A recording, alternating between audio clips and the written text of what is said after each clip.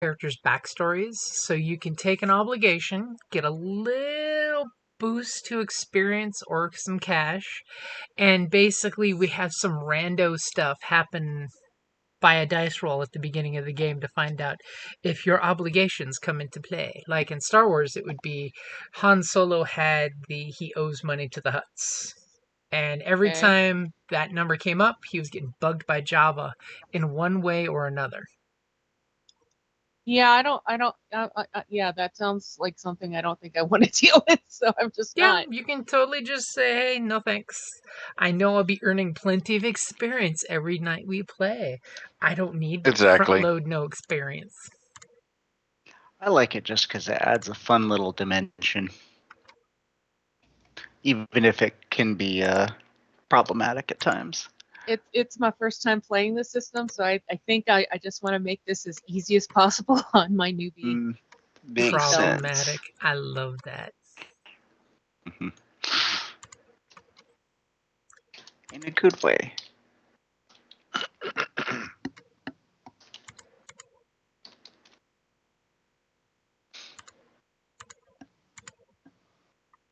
So has anybody got any questions or anything?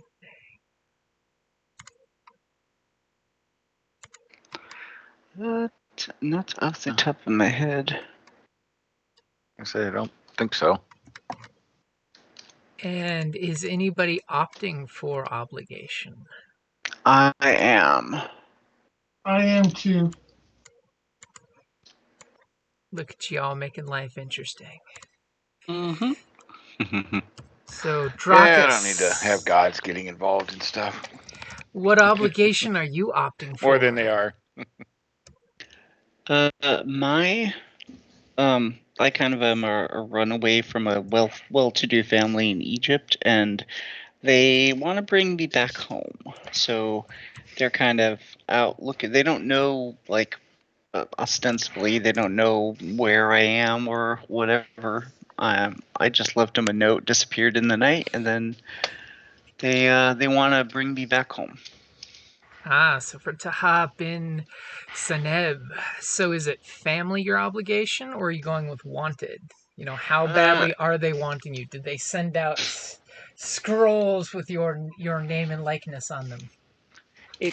First it's just kind of finding me and making sure I'm okay and convincing me to come home. But if that keeps happening, then I keep not coming home, then they might get a little bit more emphatic. Okay, so it's just family at the moment. Is your obligation? For now, yeah, it could turn into hunted if I keep dodging it. That makes me wonder. Since you're from Egypt, are you and Mao, colleagues? That's up to Mao. Is Mao Egyptian or is Mao? I am. Mao is very Egyptian. Cool. Let's see. Jim, Mao are you is- in my sheet? I am. I stepped out now. Oh, okay. I was totally peeking to see which career you ended up on because I knew there was a half dozen of one and half of another. Yeah, I ended up kind of picking mad scientist and being like a tinker, experimenter, scholar, all of the above kind of guy. So definitely make sure you check out in the realms of Terranoth the alchemy, because I think that's going to be up your Yeah, your that's one of the specialty ones there. Yeah, that's one of the skills I took a rank in to start with. Do I have everything on here now? Just to start with, wink, wink, wink. So, since this is session 1, and we conveniently have session 0 out of the way, which I totally had a brain fart and was thinking that this was session 0 again, because for some reason I thought somebody was missing last time. So we are doing the Age of Mythology. You guys are Greek with a smidge of Egyptian sprinkled in, especially since 2 of you are Egyptians. There's totally going to be an avenue there. You're in the Greek, archipelago, isles, whatever you want to refer to it as. I'm sure there's an official thing of what it is. And you guys, on your first session, are going to be totally picked up out of the blue and misrepresenting who you are by pure accident and no deception of your own part, even though I have a feeling some of you more deceptive-y types are going to totally be able to roll with this for profit and for glory. So you all have traveled with each other for a little bit, especially since, Dracus has a ship and totally could put people to work. And this is the Mediterranean where once you have a ship, there's no end to the infinite fun you can have in a world where the gods do exist. This is totally Clash of the Titans universe. The gods do exist. When you go to a Bacchus festival, everyone is nice and provides free drinks because you never know which drunk at Bacchus's festival is actually Bacchus having his festival. Anytime you see a scantily clad maiden running through the woods hunting at night, you don't mess with her. It just could be the goddess of the hunt. Anytime a swarthy sailor comes up, it could be Poseidon. You always do your donation to the gods just in case. Instead of credits for the Genesis system, we're using the Greek currency, which we're just calling coin or drachus, which is funny because we have a drachus in the group. We will often be confusing our merchant with coinage and vice versa. So we can sell them? Yep. What's he worth? Do we pay by the pound or by the... This Gonna is where fatten him up if we have he to. asks for his weight in silver. And let me give you your 5 story points to my 1 GM story point, and I will force the update. You all should see it on your new character sheets. They're shiny and new. So let's go around the virtual table. Since you all know each other, you've all worked with each other. Go ahead and introduce your character to the group as friends and describe what you look like to a casual observer as we see your ship bouncing off the seas going into a port on the Isle of Chios. We'll totally pick Chios because it's not too far from where you are. We'll start with Mao because you're at the top of my list. Am I? Okay. You are. I'm sorry, I'm eating my dinner. Okay, so we will not start at Mao. We will start at Taha bin Seneb, played by Evan. Okay. Taha bin Seneb. Oops. So, Taha bin Seneb is a man in his late 20s. He's dark-complected, dark hair, dark eyes. He's tall and has a slim, lean build. His complexion and features are distinctly Egyptian. He wears a close-cropped beard and dresses in clothes of traditional, Egyptian, Middle Eastern cut, color, and pattern. So he definitely would, stand out a bit in a traditionally Greek area.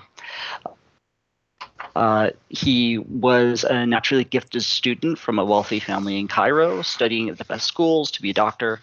Compassionate and loving the challenge of it, he finds it hard not to jump in and try to help everybody with their health problems, whether they're people, animals, whatever. He was restless. He decided to see more of the world. Didn't want to be sheltered, so he decided to start with Greece, a land rich in philosophy, science, history, legend. And so he traded his expertise for passage on a ship. I presume maybe it was on that ship that he met Mao, maybe. And then he recently arrived. He arrived not too long ago. Just kind of met up with you guys shortly thereafter, and that he's a bit of a perfectionist when it comes to anything he practices with regard to his medicine or whatnot. He hates losing a patient, being able to cure a patient, or really ever being wrong. Does anyone like losing a patient? Well, he's like he takes it especially hard, and he knows that he's very talented and thinks very highly of himself. So sometimes it comes across as arrogant, vain, or self-absorbed. But he's always inquisitive. He's a perpetual student, loves science and practical application, and he's the kind of guy you tell him something once and just feed him a little bit of information, he can churn out solution. So that's Taha bin Zineb. So I Does love. he wear mascara on the eyes there with the little? It's for sun protection. He hasn't the little needed eye mascara with the little, upshot little. He hasn't things on needed the it edge. since he's been in Greece. It's not Okay. not as bright and sunny as Egypt. Okay. I love the fact that he will be someone who totally stands out often, and all I need to do is have a doctor convention and he'll be there. I can go now. I'm done. I no longer have sushi in my mouth. Oh. More's the pity. Okay, so we'll keep it down south in the Nile Delta and say, Mao, go ahead and describe yourself since you are definitely one of the more unusual members of the team. So basically, Mal stands like she is a little. She is the size of a very large cat if they were standing on their hind legs. So we're talking maybe Maine Coon, like the largest Maine Coon size cat if it was standing on its hind legs.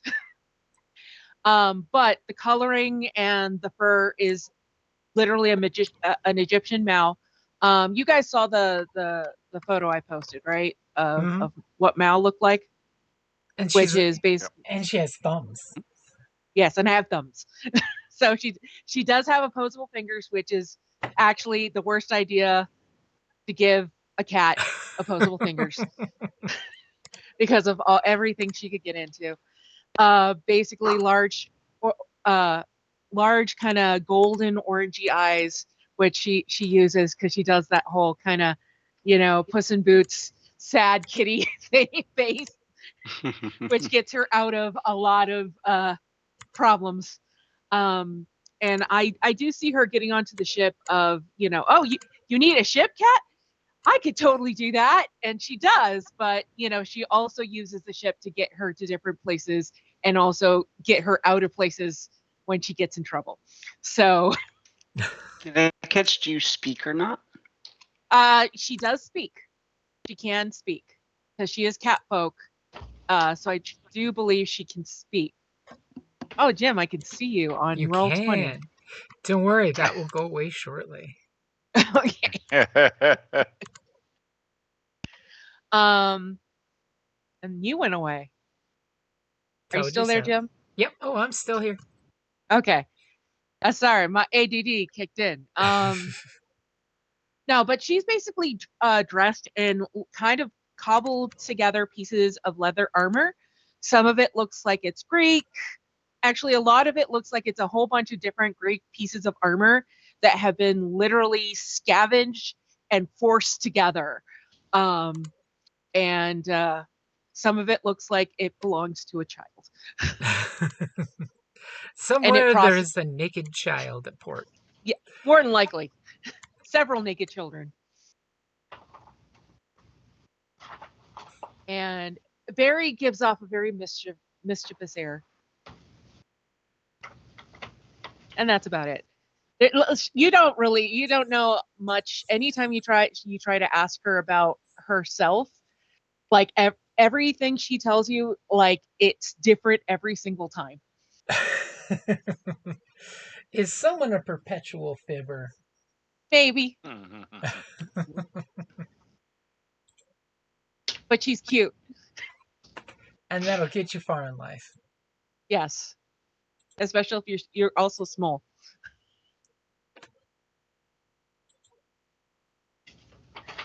Okay, in that case, does Aetherelion, I'm assuming I pronounced that right.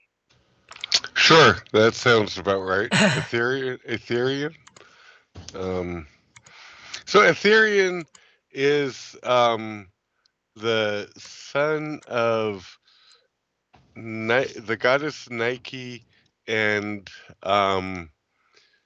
Vaso the Triumphant, a champion gladiator. Aetherian grew up with, pretty much naturally good at most things physical, which when growing up in a gladiator pit meant he was good at everything. He had a really nice and easy life until he came of age and was sent out into the world to make his own way. And he found out that not all problems can be solved by hitting them. But he really doesn't know any other way to solve them. And he's also pretty gullible and easily manipulated. He fortunately stumbled into a party where he met some good-natured folks who like to drink and apparently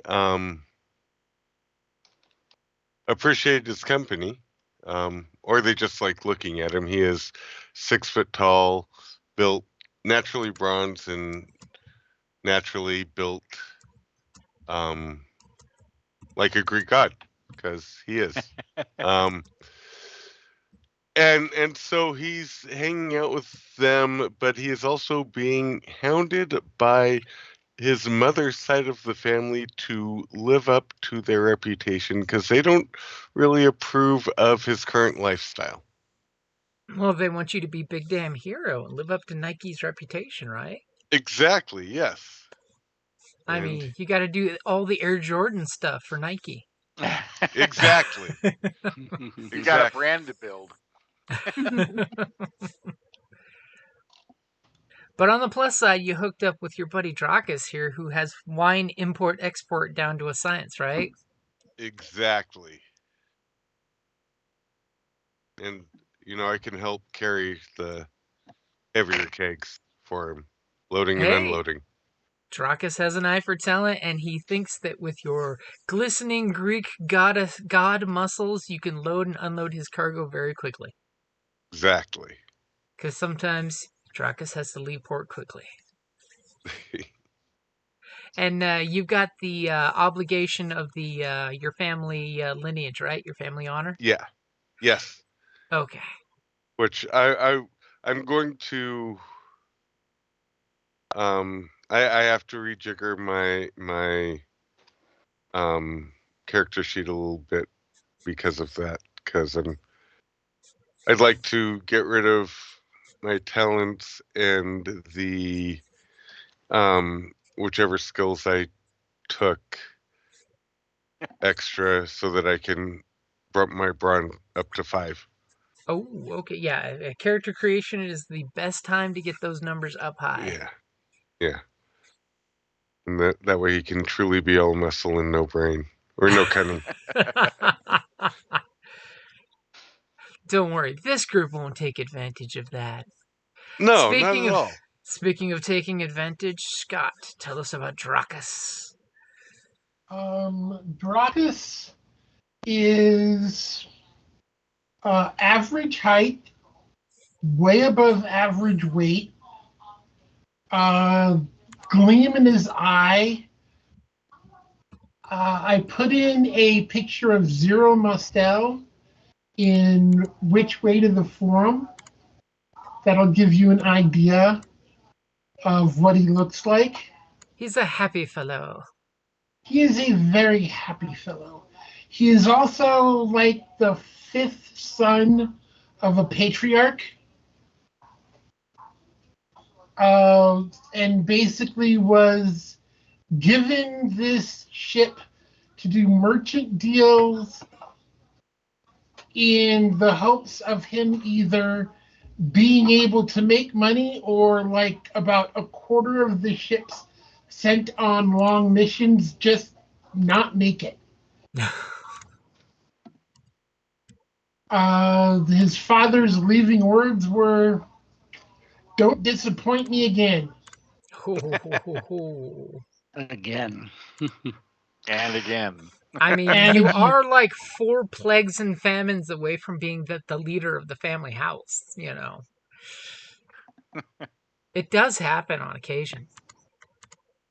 I have an obligation to the family, basically whatever they say I've got to do. Other than that, it is making merry while I can. And We there's really do have a nothing wrong lot with in that. common.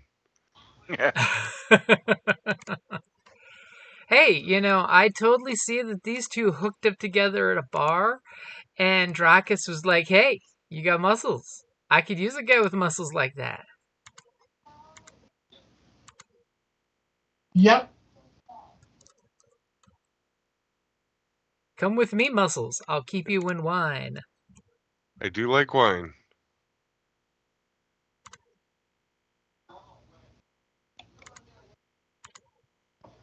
Okay, and that takes us down to Arginon. Tell us about Arginon, David. Yeah, Argonon, I think. I don't know about- Arginon? Yeah, I think more so. Sounds either way. Less like Algernon. Argonon. What's that? I said less like Algernon. Right. So Argonon's a young male, about 5'4", slight build, has thick brown wavy hair with green eyes. He's your basic Greek socialite. He can typically be found anywhere that there's fun and revelry going on, parties and social events. He's kind of like you can see in the picture if you have the items in the bottom there, big shaggy kind of wavy head of hair and trim beard, wearing leather armor with a fine cloak over. So, and a sling hanging at his side. And often seen pulling out his reed flute to play and entertain. Who knew in that social events? the best thing for Dracus's business is for you playing your reed flute to convince everyone to drink a little more? Right, and probably ended up at the, at a bar somewhere or some event or party, social party at his father's place or somewhere, because Argonon does enjoy the travel and visiting new places, or sometimes being run off to new places as he wears out his stay. Don't you love it when you kind of wear out that welcome? Yeah. Some reason people don't like it when business isn't happening and partying's happening all the time and socializing instead. That's just no fun. Right?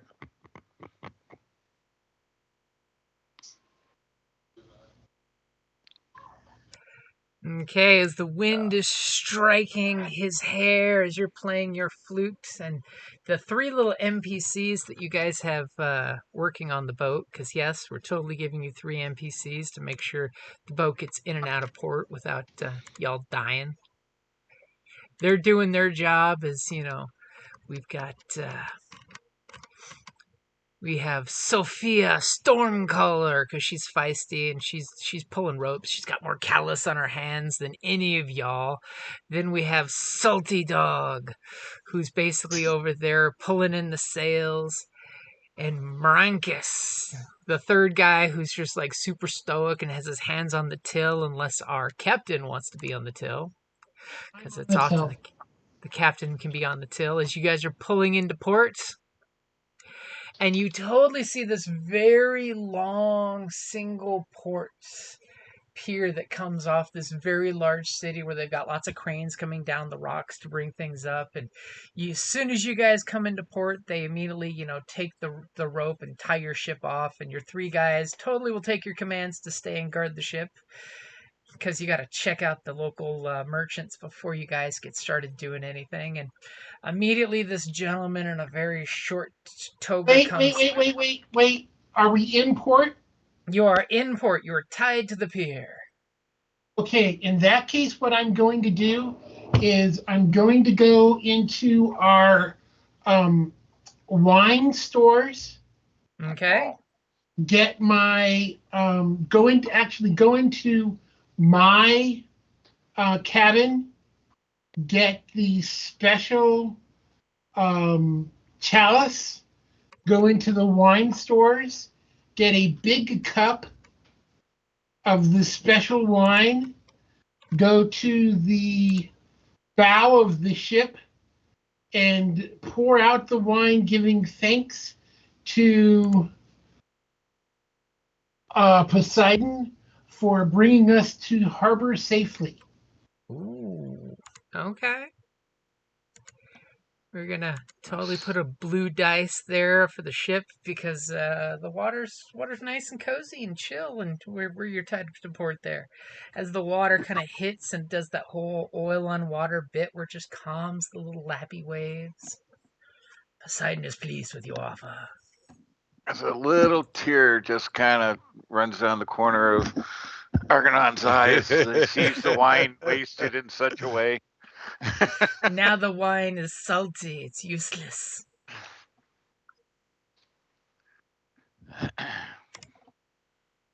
It's a crying shame. It is. Such graceful rituals of wine.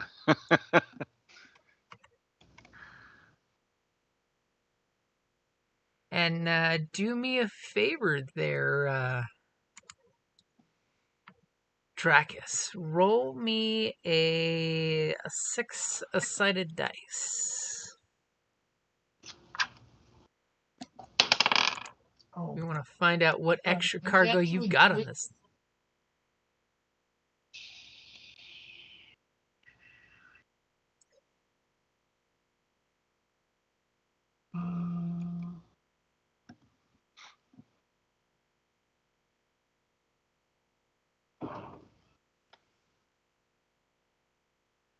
What you got there? A 2.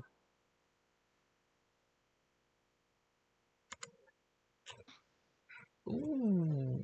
As you're going to make everybody go, huh? As you're like, yeah, cargo hold. I got some good stuff in there. And everybody's like, what do you mean good stuff? Because, you basically have Stuff 10... for the gods that you guys better not get into. You've Wow. got, Unless you want to deal with them. you have 10 pounds of orpiment, by the way, which is basically a arsenic sulfide material. It's a beautiful amberish crystal that goes from like amber to gold to green color. It's a really pretty, rock that you basically have a lot of.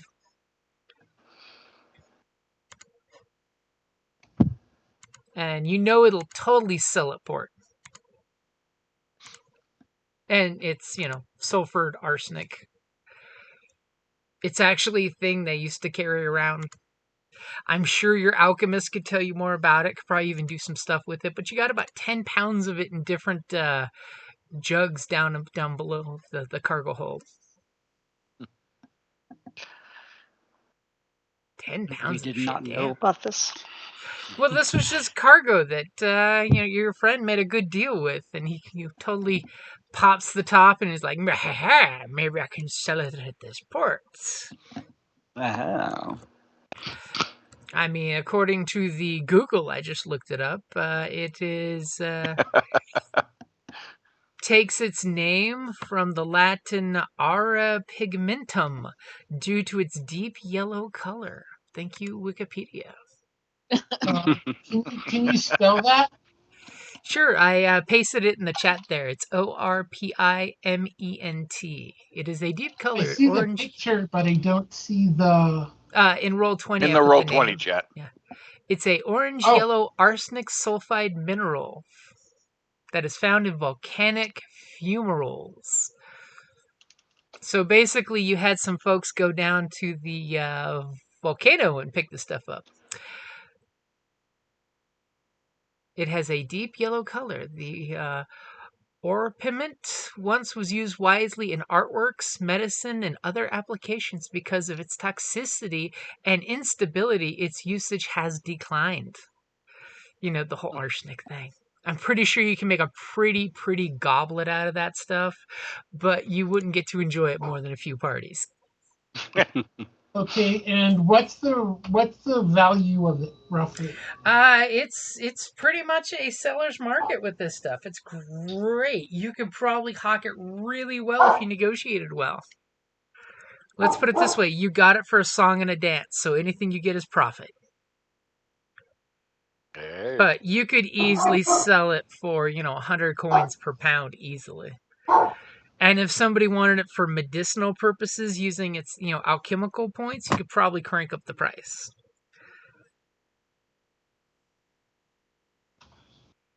And this is just something that you happen to have in the hull of the ship as you pull up. And as you pull up, a gentleman in a short toga with like 3 of his servants behind him, he comes walking up, has his nose in the air, his little abacus out, and he's already playing with the abacus for numbers. You totally see him as probably some kind of tax agent or, port master type of deal. As he looks down his nose at your little ship and asks, "What is the name of this vessel?" It is Umilia. Is it now? And he totally looks deep into your crew. He gives everybody the appraising eye, and he says, "What is your reason for being in the port?" I'm a merchant. "A merchant, you say?" And he totally gives you the discerning eye,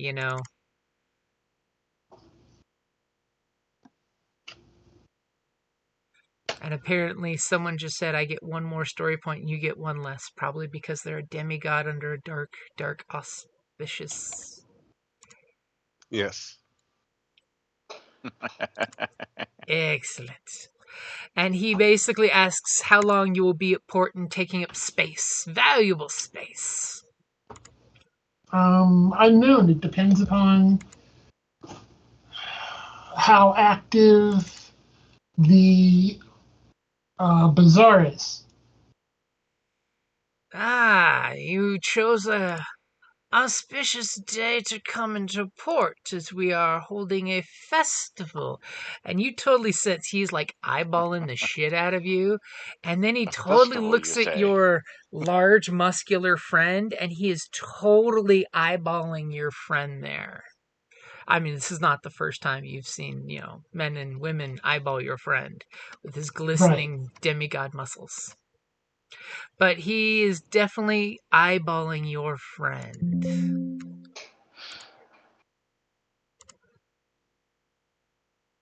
Argonauts ears spark up at a festival.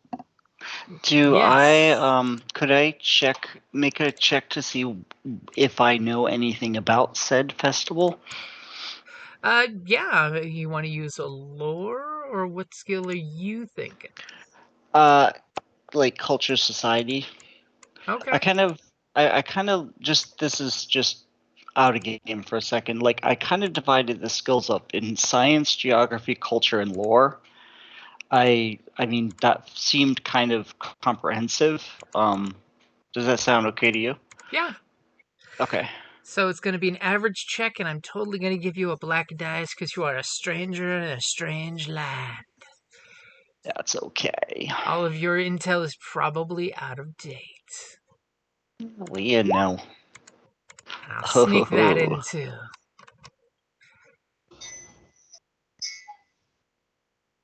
Aw. As you're just like, "Hey, when in Greece, do as the Greeks."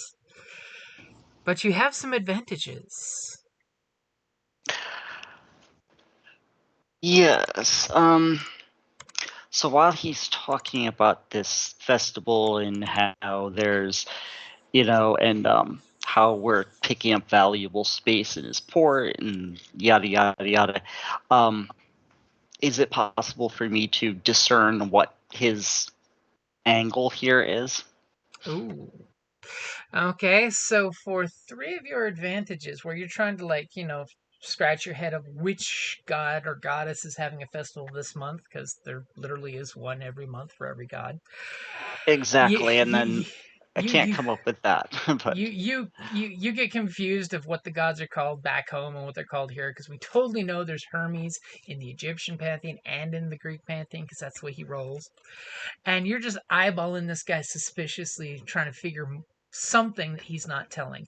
And you definitely are getting the input that he thinks your muscular friend there is someone. He's not just ogling your friend. He's totally not doing the construction worker thing. He is appraising your friend, and he thinks he knows who this person is. I mean, he is a big buff demigod type. I mean, come on, Brawn of 5. And so he is totally, and as he kind of like, he nods back to his helpers, and they totally, all three are shaking their head yes at whatever he's gesturing at. Like there was some conversation they had, as one of the helpers goes trotting off down the pier. And he's literally doing this like triathlon crazy run down the pier. And you still have one advantage.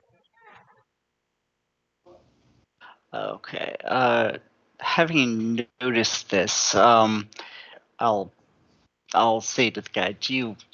And I'm not sure what skill this would be, but I'll add a blue to it with my advantage. But basically, say to him, "What is it that inspires your friend to sprint off so quickly? I did not know this festival involved athletic events, let alone from the pier. The pier run, perhaps."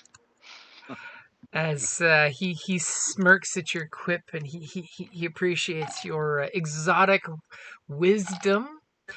Give me a either charm or coercion. Coercion if you're going to try to take his hand and dance him along the conversation that you want, or charm to just get him to ha and talk. I'll go for the former. Or sorry, no, the latter. More charming.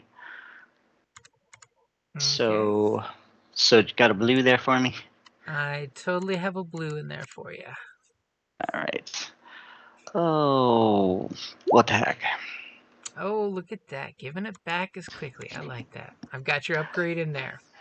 Not very good at this, so I need all the help I can get.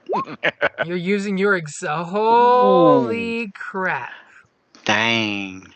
He did not take that well. As immediately your friend starts talking to him, and he sticks his nose up, and totally the way he says Egyptian and foreigner, you immediately get the idea that this guy don't like outsiders.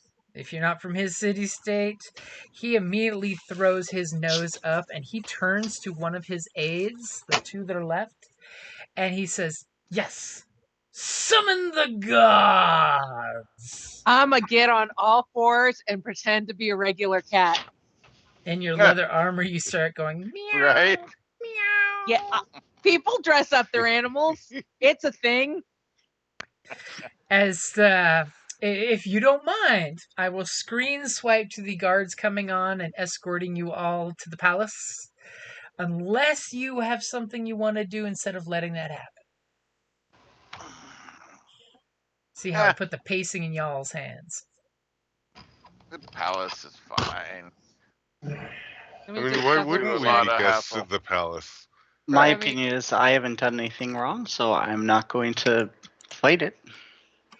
As the funny thing is, our strong muscular demigod, the two guys that come up and like grab him by the upper arms, they can't put their hands around his upper arms. Can I help you? As they are quite polite and say, "Please come with us, sir. You must go see the king." Of course! Why wouldn't the king want to see me? I don't think it's like that. Personal invite to the king's party. This is fabulous. As you guys, get this quick, abrupt look as the other three are like, "We'll watch the boats," as they wave at you guys in their dirty, tunics. And the guards conveniently left them because they're just like, we stay with the boat. And they're like, okay, you guys look like you're no harm. You ain't even got daggers on you. And they grab you guys and any of the belongings that you say that has to go with me. Mhm. Because everybody did pick their Uber Realm of Terranoth ability, right? So does anybody have any special gear that should come with them? I mean, yes. I've got a signature weapon. Will they let me take that? They will carry it for you as one of the guys is grunting carrying your big old club. I have concealed weaponry. As the cat is going to attempt a Like that is deception part or of my. That is part of my like the things that I purchased. It's concealed. well, if it's concealed, then it's most likely there. But give me a deception or stealth since you're in kitty cat mode as a +1, or are you being escorted? Okay, I don't know how to do this, so So open your character sheet okay. and you Because I want to have go. I have concealed sheaths, Uh-huh. so it adds 1 setback to perception checks to spot a concealed dagger. Yep. So you're going to want to go to the tab that says skills. Okay. All right. And then scroll down to either stealth or deception. Are you kitty catting in the crowd, or are you just deceptive that you're following along with them? Well, I don't want to leave them behind. Well, no, I'm talking about you coming with the group. Are you pretending to be a cat that's just following them, or are you disappearing into the crowd and following them as a shadow? Which skill would be which skill? Deception would be pretending to be a cat going meow, and stealth would be you disappear into the crowd and you're following them with nobody's awareness. I would do stealth then. Okay, go for. So to the right of the skill stealth, you'll see there's a little D20 looking symbol. Go ahead and punch that guy. I've got your difficulty set. Okay, so immediately, since you don't have any successes, the gentleman in the tunic with his little abacus points at the feline and says, "Bring the cat too! It's following us!" And you have 2 advantages. Is there anything you would like to use for that? I don't know what that means. So there's 2 advantages. You could come up with something cool for that, or we could just totally say because you have 2 advantages, they don't notice your weapons and they don't disarm you. I would like that. That would be a good one. I'm just saying. So they kind of like put you in a sack and carry you with you thinking you're a cat, and your head is totally sticking out of the sack. Because damn it, you thought you were sneakier than they were just apparently on point today. That's okay. I still have my weapons. We're good. As you guys see a quick walkthrough in town, as you are walking through town, who's got the best vigilance? Vigilance, perception, Vigilance is either the one. skill for basically Vigilance, 3 noticing green. things. 1 yellow, 1 green. 2 green. Not good. 3 green. Yep, 3 green. So do you want to go with someone with 3 green or a yellow and a green? Your choice. Can we do the yellow and a green and the 3 green help? I will give a green to that person if you want to team up that way. That's totally how teaming up works with skills. So who had the yellow and the green for vigilance? That was me, Ethereum. Okay, Yep. you don't just look good, you actually look well with vigilance. That works on fairly levels. alert with the help of his teammates. It's because he's doing the chin shot. Here's my left side, here's my right side, and he notices things while doing that. Go ahead and roll. I've got an extra green added to your pool. As you notice, a lot of pretty women. This town has a lot of pretty women. Not as many men as you'd think this town would have, but lots of pretty women. Anything you'd like for your 2 advantage?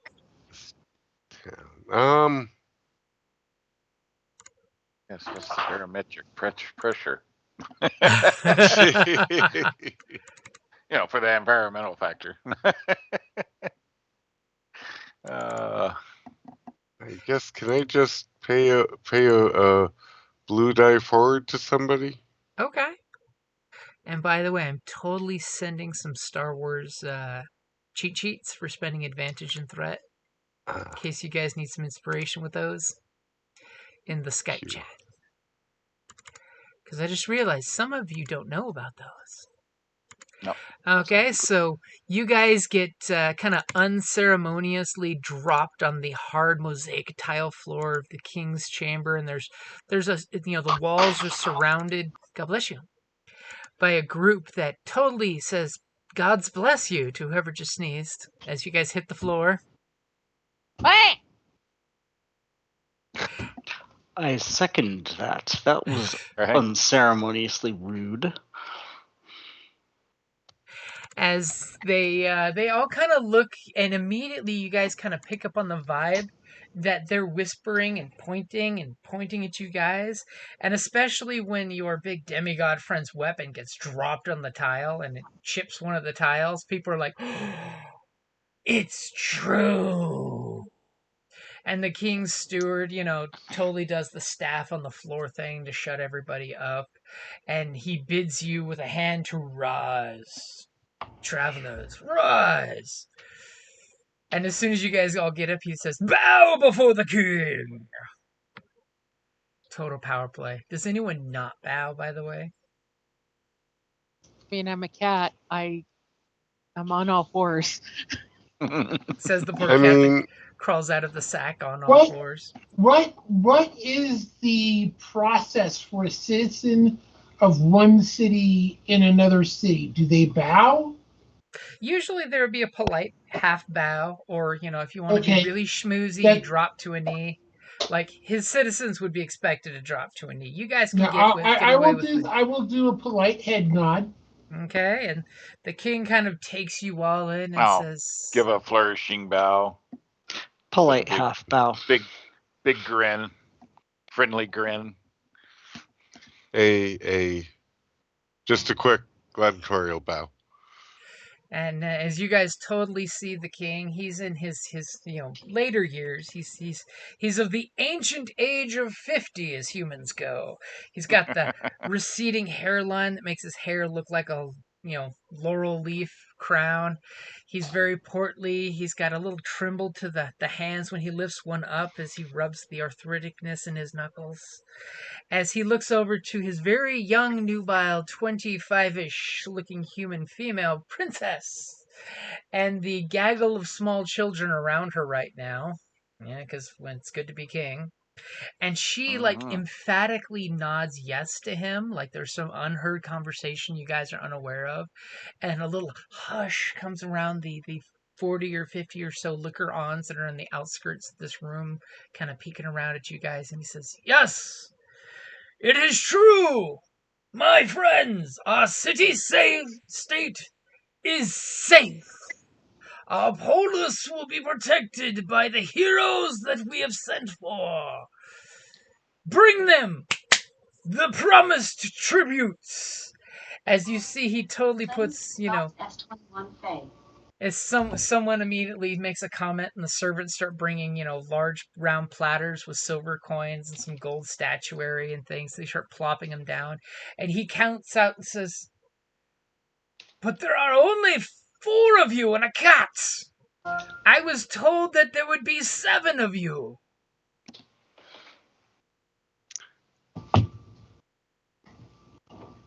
And you're seeing he totally waves to the guys with platters and says, "Bring 5 platters! 5 platters as promised! 5 platters each with 500 silver coins for you!" Well, we did leave 3 folks on the boat. True.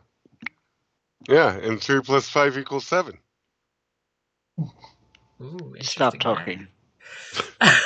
You're not helping. And do you actually say that? Do I say stop helping, or do I say that there were 3 boatmen? The stop helping part. Yes, I do say the stop helping part. As he says, they are right. My beautiful large friend! Ah, if only my daughters were old enough, I would marry one to you right now and make you my son. Bring the 3 men from the boat up. We want all 7 of them. Bring the other 3 trays out. And they place down on the ground these 7 big platters with mounds of silver coins. Can I do a quick count, like in my head? You and your merchant friend there are immediately doing that whole 1, 2, 3, 4, and you're thinking each tray's got somewhere between 400 and probably 500 coins. 500's a Nice. magic number.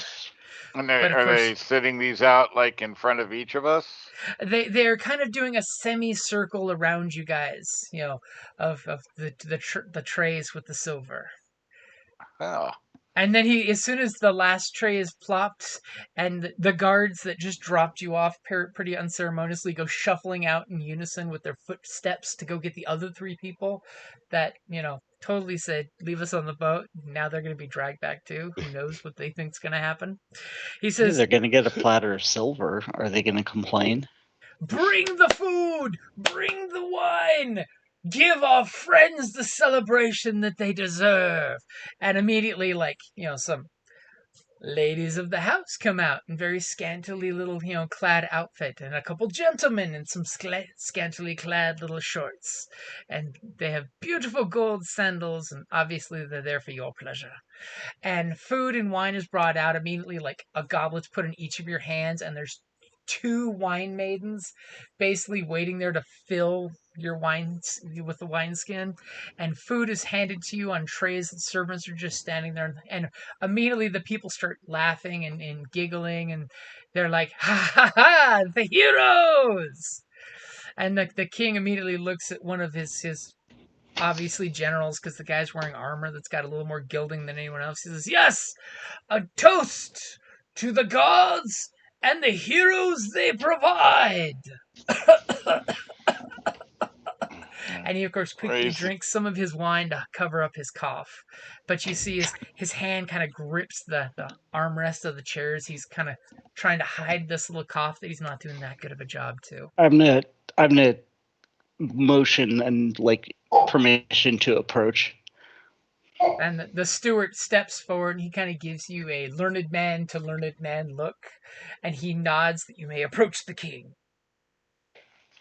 Bear no weapons, for the gods will strike you down with their javelins. Basically, I want to see if I can diagnose what's wrong with him.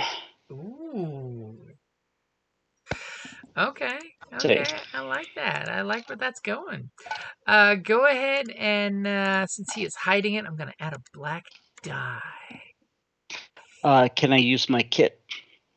Are you eyeballing him for diagnosis, or are you asking me if you can be his emergency I'm medical ask physician? that's why I asked if I could approach. I'm a physician. May I look because I noticed he had the arthritis, the cough. May I examine your health? I am fine, sir. I am fine. You need not worry about me. But if you'd like to do an assessment through visual, since he's pretending not to be sick. Then I will attempt to do a visual assessment. Okay, he is definitely using his deception to avoid being called sicko. Yeah, you're telling the king he's weak in front of the court. Like, wow.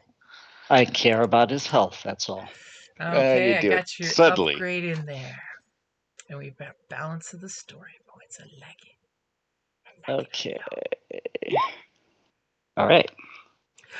You definitely, with your assessment, with just your success, for one, its age is creeping up on him. He's got arthritis, he's got some kind of respiratory thing going on, and you're pretty sure from his cough and the way he winced, you think once upon a time he has some kind of war wound, like a punctured lung or something along those lines, or a broken rib on one side. That's totally giving him troubles, but he's trying to fake it. And then you have your 4 advantage to spend. Okay, so could I say give him basically give him a look that says, "Okay, talk to me in private later. I can help you," like doctor to patient. For 3 advantage, you can totally give him the eyeball look. Eyeball look. His steward gives you the eyeball look. The king gives the steward and you the eyeball look. And there's this like silent nod between the 3 of you of after the drinks have run their course, we'll meet in private. Cool. As the steward totally gives you this whole, the king is private with his personal affairs. Wink, wink, nudge, nudge. And just, I guess, pass the blue. Okay, and I'll even Whoever's let next. you pass the blue just to whoever's next, or you can save it for your medicine-y. It would apply better to the medicine, I think, given Okay. that that's what I was diagnosing. I'll totally let you do that. Okay, so while the drinks are handing out, your Egyptian friend is talking to the king and the steward. What are the rest of you doing?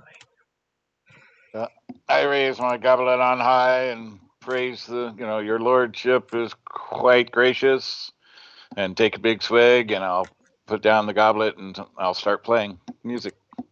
Ooh. And as this crowd is definitely wanting some good times, it's just going to be a average roll with a blue because they want some good times.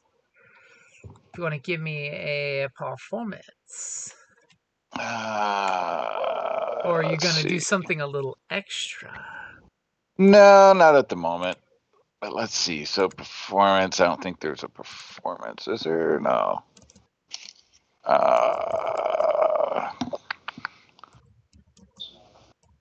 So charming, maybe? Yeah, no performance. Yeah, I'll take a charm or a coercion if you want to play the group with your tune. Yeah, no, we're playing happy songs. Happy songs. Yep. Ready? Yep. Just a success. Just a success. But that's enough. As you're playing this music and like the king's band out there totally hears your jam and they like totally look at you, and then you guys totally sync up with the whole performance thing of they're meeting whatever you're dishing out and they're liking your jam. And it's totally placating the crowd. Is totally getting cool and chill. The drinks are being handed out. All of a sudden, the young queen, shushes her little children off because they're all under 10, off with the maids that take care of them, and she totally comes walking up and bumps the wine maiden that's serving a certain large muscular demigod in the group. As she comes up and says, and hero, what is your name? As she refills your goblet and makes sure to give you the comely hither look. I am Atherian. I'm sure you've heard of me. You are obviously the hero who leads this band of heroes, and we are so happy to have you here. I am delighted to be here. Would you care to dance? Ooh, and she looks over at her husband who's talking to your Egyptian friend, and she's like, I would be delighted. My husband is unfortunately not a good dancer and unfortunately is rarely up to it, but I think you would be a fine dance partner. As she gives you big seductive lashes. I will give her a wink and I will start to dance. Okay, as they take off to the beautiful music and dancing, what does Mao do? I mean, Mao is gonna find somewhere to the kids are away, right? The kids are away. Because of course I can see kids trying to grab her tail and stuff like that, which I do not want. I want to, of course, get out of everybody's notice, which I'm guessing is going to have to be a stealth roll, correct? If you're wanting to disappear, yes. And let's do that. So with the revelry going on, you have a blue die, and it's just an average check. Okay. As you're gonna creep off. There's curtains. There's tapestries. There's people standing around, and for some reason, every time you find a dark and shady place, somebody goes, "Oh, what a delightful little creature," and they touch your chin and rub it. "Why is everyone here obsessed with cats?" Damn it. All right. Okay. All right. Well, you know what? Like, I'll take advantage. I'm just going to go around rubbing up against everybody's leg.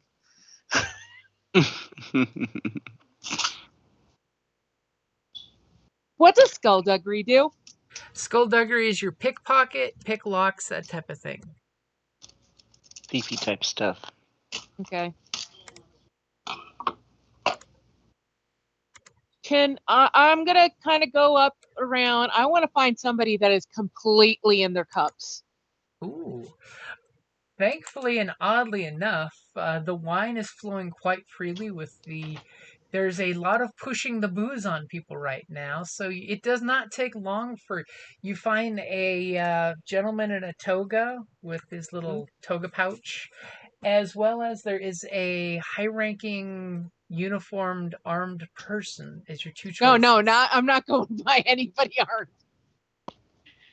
I want someone completely in their cups that looks pretty not capable of harming me. Okay. So that's what you're using your 2 advantage for, I will say, is you're assessing an easy mark. Yeah, basically. Okay, so I take it you're going to try to pickpocket somebody? Yeah. Okay, go ahead and give me your skullduggery as you're totally going, meow, friends, and rub up against them with that hard, half stand on your feet, head push against their waistline. Yeah. Please let something work. Hey! So Okay. you have 3 advantages. It does have a little suggestion there, which is a good one. That you could always find another easy mark after that. I mean, that would be a really nice one. Yeah, maybe. Let's do that. As you totally lift the coin purse off this gentleman and realize it's a pretty plump pouch with 20 coins in it. It's probably the cool. spending money. He's got servants to carry his heavy money. Okay. So And 20 coins? Yep. All right. What kind of coins? Basically, it's all the same drachma. It's basically silver coins. So you could just put 20 on currency. I'm trying to find where currency is on here. It's on the very, very The first character tab of tab. character. First. And you do have a second easy mark across the room that you're going to walk over to shortly. All right. Give me a second. Got 500 silver sitting out there for you, and it's not enough. Wow. Yeah, as Drakas totally is eyeballing 7 giant serving trays with 500 silver coins on them each. And you're looking at this is basically a small fucking king's ransom. Listen, I am a kleptomaniac, basically. Mm-hmm. Oh, but I'm asking, what is Drakas doing at this point? While you're going through the crowd pickpocketing, our hero is dancing with the most beautiful woman in here, who just happens to also be the king's wife. Who was the person who made the... Who's like the seneschal, or like the person actually in charge? The steward that's talking with the king and your Egyptian friend. What is the gender of my second easy mark? It is a very voluptuous, pretty lady who is totally giving the queen the dirty eye and totally giving your godly friend a sweet eye. And she is just so drinking and looking at both of them, having this whole happy, sad face change between looking at the two of them, especially when your friend there, Aetherion, picks her up by the waist and spins her around like she weighs nothing, and like all the ladies are swooning and all the guys are feeling inadequate at this very moment. Okay. So she's just kind of off to herself looking sad about the situation? She's totally on one of those little, seat couches, relaxed, drinking. So I'm going to go up to her, see like what the temperature is. Like if I purr against her leg, is she's going to be like, oh, you're so cute? Or be like, Because you know how some people like cats, some people don't. So I want to see if she's a cat lover or not. With your 3 advantage, you totally know she's going to be a mark. You know, she looked at you Okay. earlier and gave the, "Oh, I want one at my house. I need one Okay, of those so- at my house." Ooh, that might be a problem. She might decide that she needs me. These things can always happen. Yeah. Okay. So that I have to weigh the pros and the cons. As you're sauntering through the common area to go over to your next mark, what is Drakus doing? And oddly enough, those trays are still on the floor, and everyone is giving them a very wide berth. I mean, the implication is they're for you guys. Obviously, there's some kind of payment you're getting. And then someone shoves a spiced wine glass in your face and says, "Try this."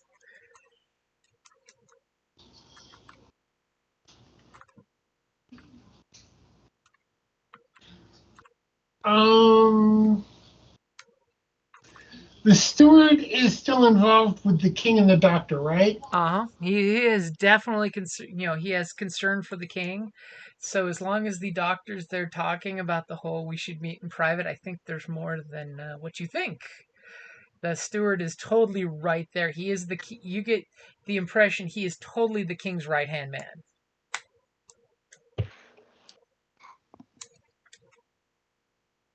Nothing but loyal steward vibes. Who seems to be like a general around here? There's totally off to the side a gentleman that's got a purple tunic on, and his armor's got just enough bronze glinting on it to let you know he's the big man amongst the soldiers off in the corner there. And they're like all whispering and talking, and many of them are pointing at your very large brawny friend and smiling happy smiles. Not like lecherous, but happy smiles. Okay, I will go up to the chief general. Okay.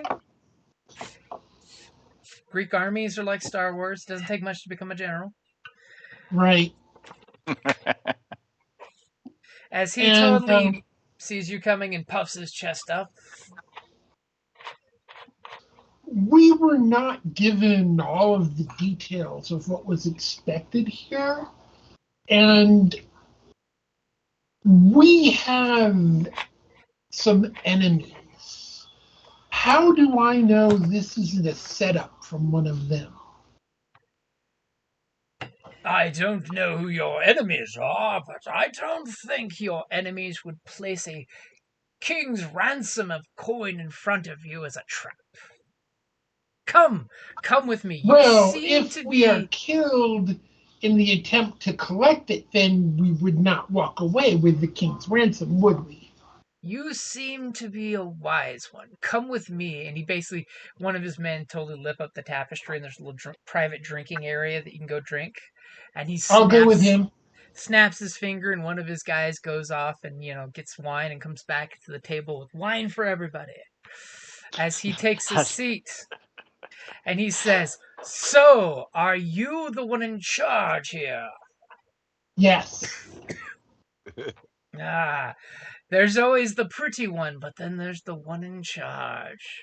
As he picks up his drink and takes a long drink, waiting for everybody around the table to do the same. And yes, you're all served from the same pitcher. So once everyone sees the general drink from it, they all start, in a cascading effect, picking up their goblets and drinking deeply. I'm assuming you're drinking as well? To the ones actually in charge. I think you and I will become quick friends here. I can promise you our call for help was completely genuine. And I have a feeling that your friends outside will be more than adequate for the test. And more importantly, he kind of elbows one of the guys to his side who kind of laughs and says, "More importantly, you'll be worth every coin the king is paying you that we won't have to bleed." So what is this test. As I said, you were not given details. As he starts to laugh and says, "The scrolls said everything you needed to know. I mean, you do know of the warlord known as Lord Belgor." And of course, everybody's like, yeah, we all have heard the stories. Knowledge culture. I will let you roll knowledge culture. And there's gonna be 2 black die. And you put a story point in there. Good time for it.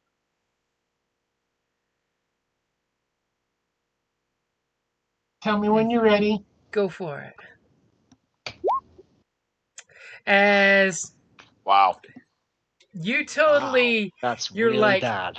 Warlord so and so, sure, and it kind of, for those 3 threat, they all realize you don't recognize the name. You totally like crack character, and they kind of like look at each other, and then one guy breaks the silence as they all kind of like, they all inhale at once, looking at you as they stop drinking, as there's a hint of concern going on, and then all of a sudden one guy says, and the warlord's Amazon witch with her bow. And everybody goes, oh, the Amazon with her bow. Her bow can kill with just a scratch. And take 1 point of strain, as thankfully the one guy saved your Togus. But they all kind of like, they're kind of eyeballing you that you might be the man in charge, but you're missing some details. And the general totally leans down, puts his elbow on the table and says, "You did read the entire scroll, didn't you?" And at that moment, the booze is going around. Is there anyone specifically not drinking the booze? I mean, it's free wine. Lightly. Lightly. I mean, it's a party. I'm drinking. I mean, they're That's- definitely hoisting the booze upon you. I'm And like is it good- sipping good because wine? there's a good. So you're giving it the slow sip to make one glass last an entire night. Yeah, because I might have some doctoring to do. Okay, so Is it a good wine? It's a excellent vintage. Yeah, This is like the best shit you've had ever. Yeah, we're playing and drinking. We're So everybody ramping give up me the party. a resilience check for your like hour or 2 of hardcore slamming back the wine, because everyone is having wine pushed on them very, very hardly. Except for me, because I'm a cat. You're not drinking any wine? They totally put a 'Cause bowl I'm a down on the cat. floor. Seriously? Someone passed out with their wine. You're not looking out of the goblet? No. I only drink the finest of milks. Do you need me Actually, to as no. well, Cats are since I'm lactose. just- Cats are lactose Hey, intolerant. look at that! so I no. made it. The alcoholic in the group makes it. With my 1 green. Okay, so as the rolls are Should I take a going, strain? apparently, our Dracus, you broke character, and you guys start doing drinking songs, and you start getting blottoed with them. They are all drinking. You were drinking. The last thing you remembered is you all singing the songs of your fathers going off to war, which is some beautiful, rousing melody. But things kind of blur into a haze of drinking and cheering and testosterone. As apparently our demigod is being a brat and not passing out. Quick question. Will Aetherian go off with 2 of the queen's handmaidens if she asks you to go pleasure her ladies? Yeah, absolutely. So you are escorted off to a private room where 2 of her basically prettiest ladies in waiting will go have their way with you, and there's totally somebody watching through a curtain, but that's just, you don't need to worry about that.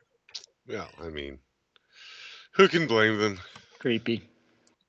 As Mao goes over and steals from the lady, I'm assuming.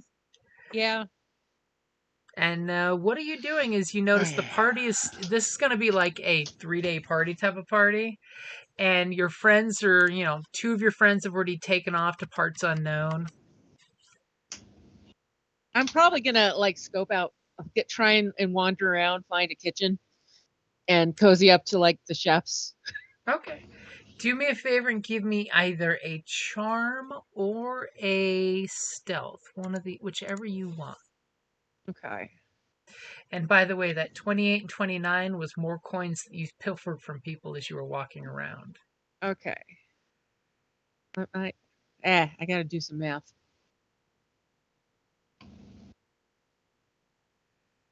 Give me a moment. It's okay.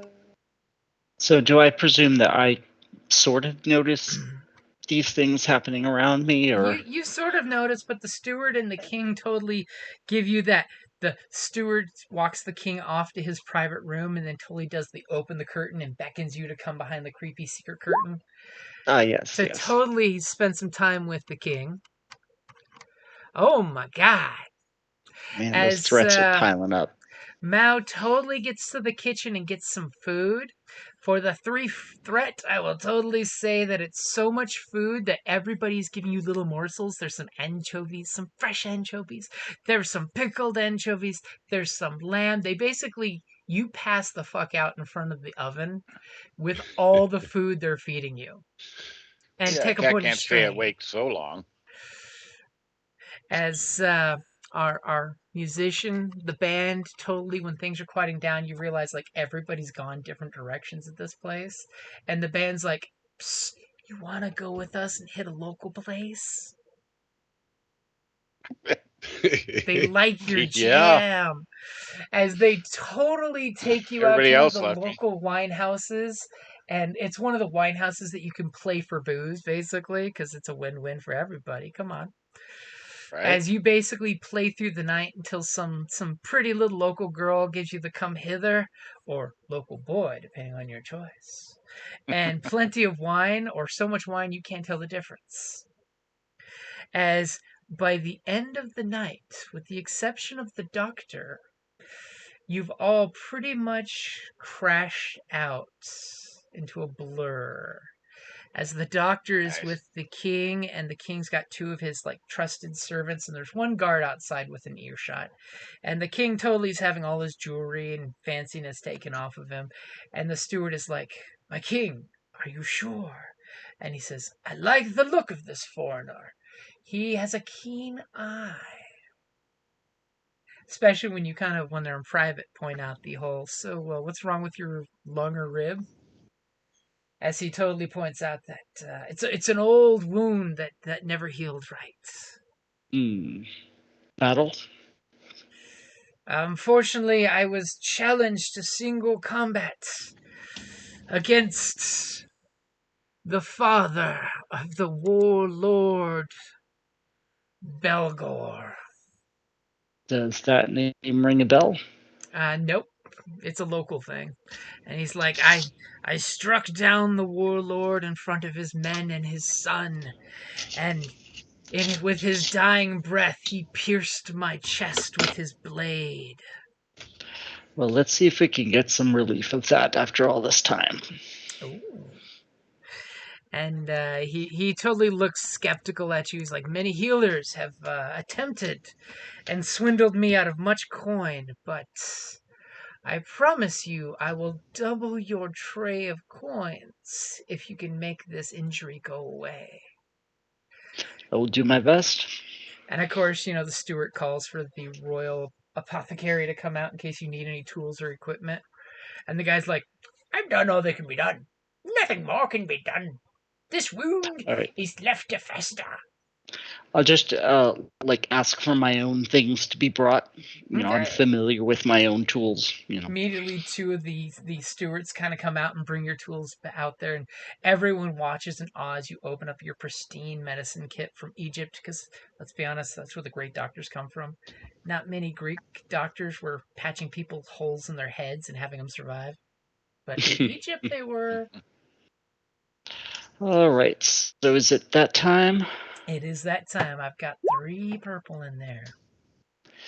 And it Okay, looks I like you already did put something. the blue in from earlier, and I've Okay, got so you've my got the blue? business kit, and I'm also pulling out some herbs of healing to, assist with the accelerations and stuff. Okay. Here we go. Oh, and I'll steal that back too.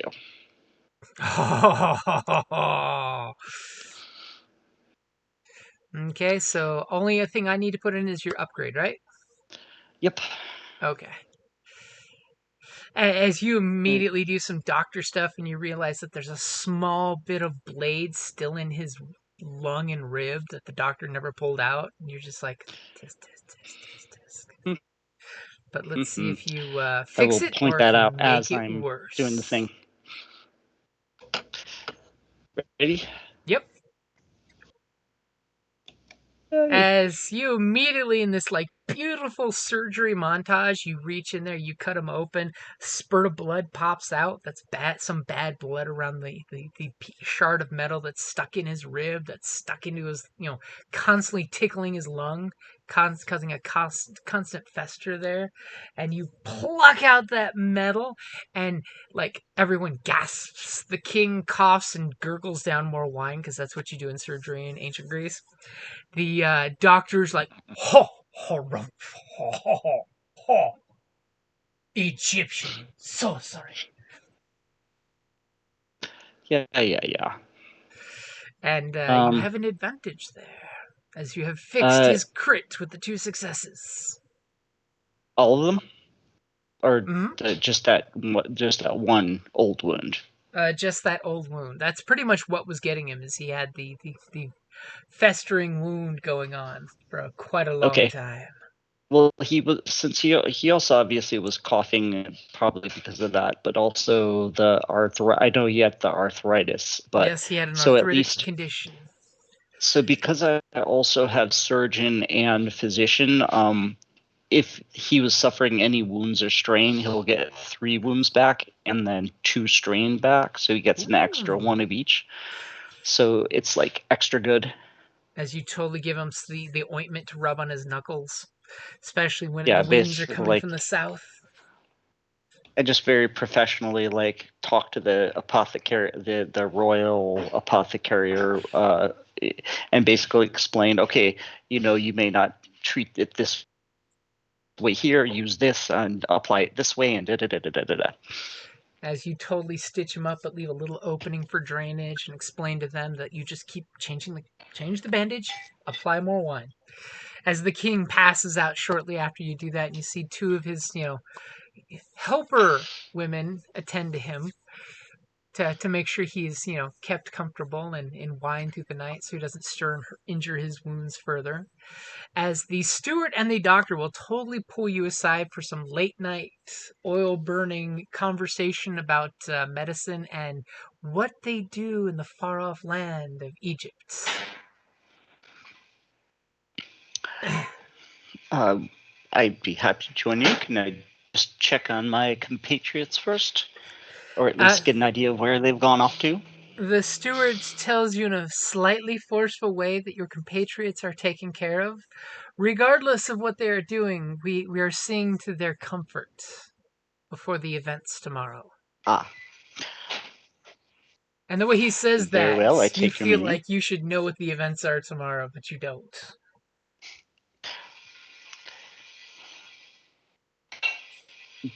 Is it possible, based on all the different things I've picked up to this point, to piece at least some of it together?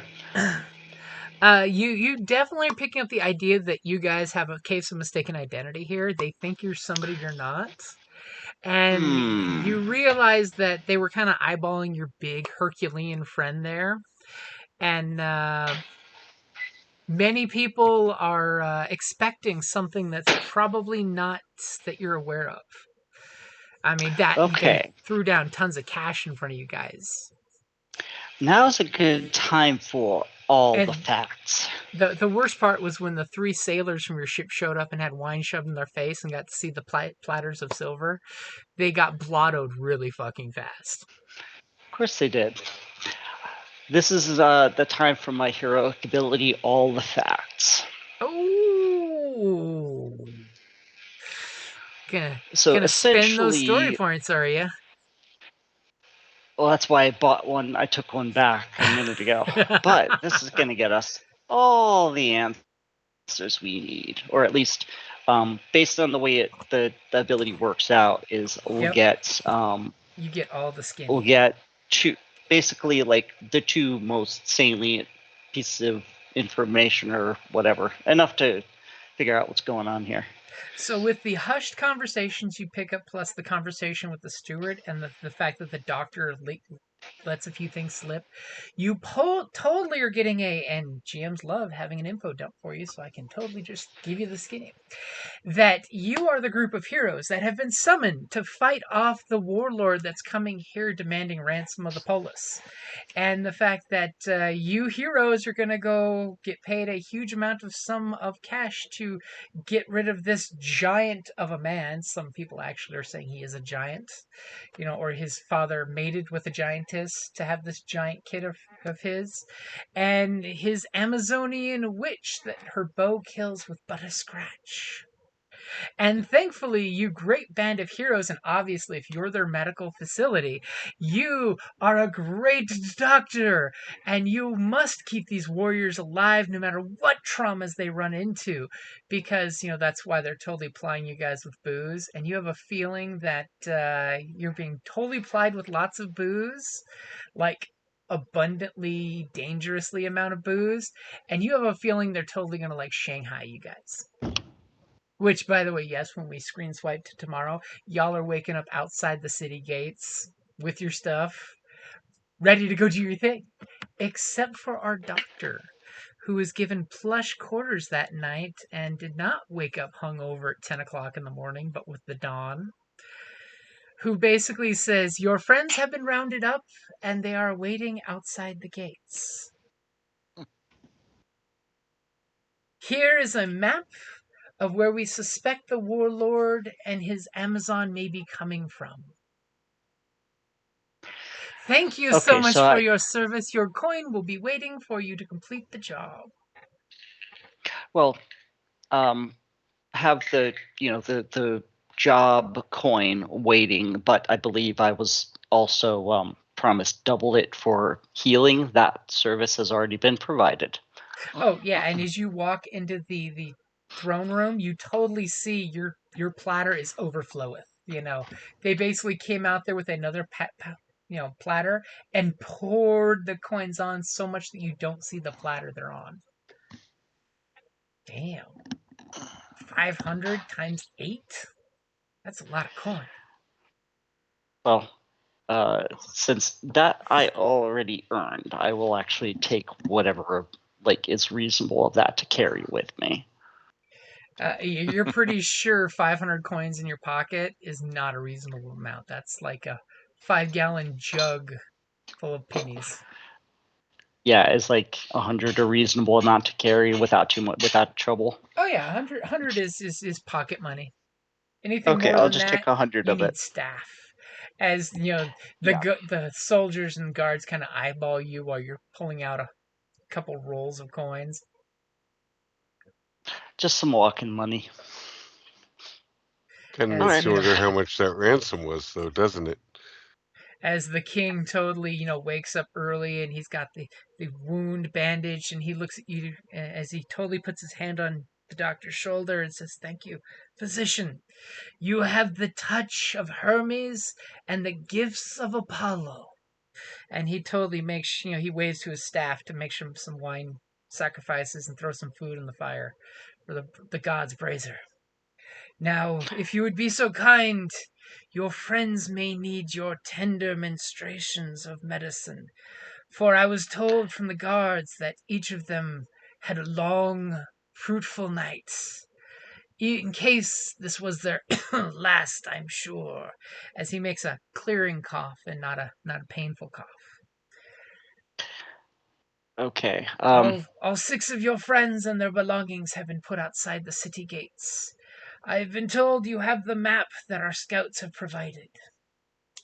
Yes, and Cool. Anyone Anyone you come across that bears this banner, and he points to one of the guards, and he pulls out totally like a scarf that's got a very interesting green and white thread pattern to it, is one of our scouts and should not be manhandled by your large friend. Oh, Understood. how much I miss those days when I could go and taste my own blood on the battlefield. Now I Perhaps just sit in the perhaps arms you of won't my have to wife. do that anymore.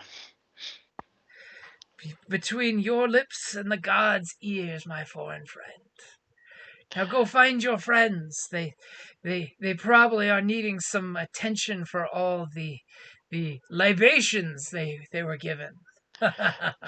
Which reminds me, may I stop by the kitchens and grab a few things that can help them overcome that very circumstance?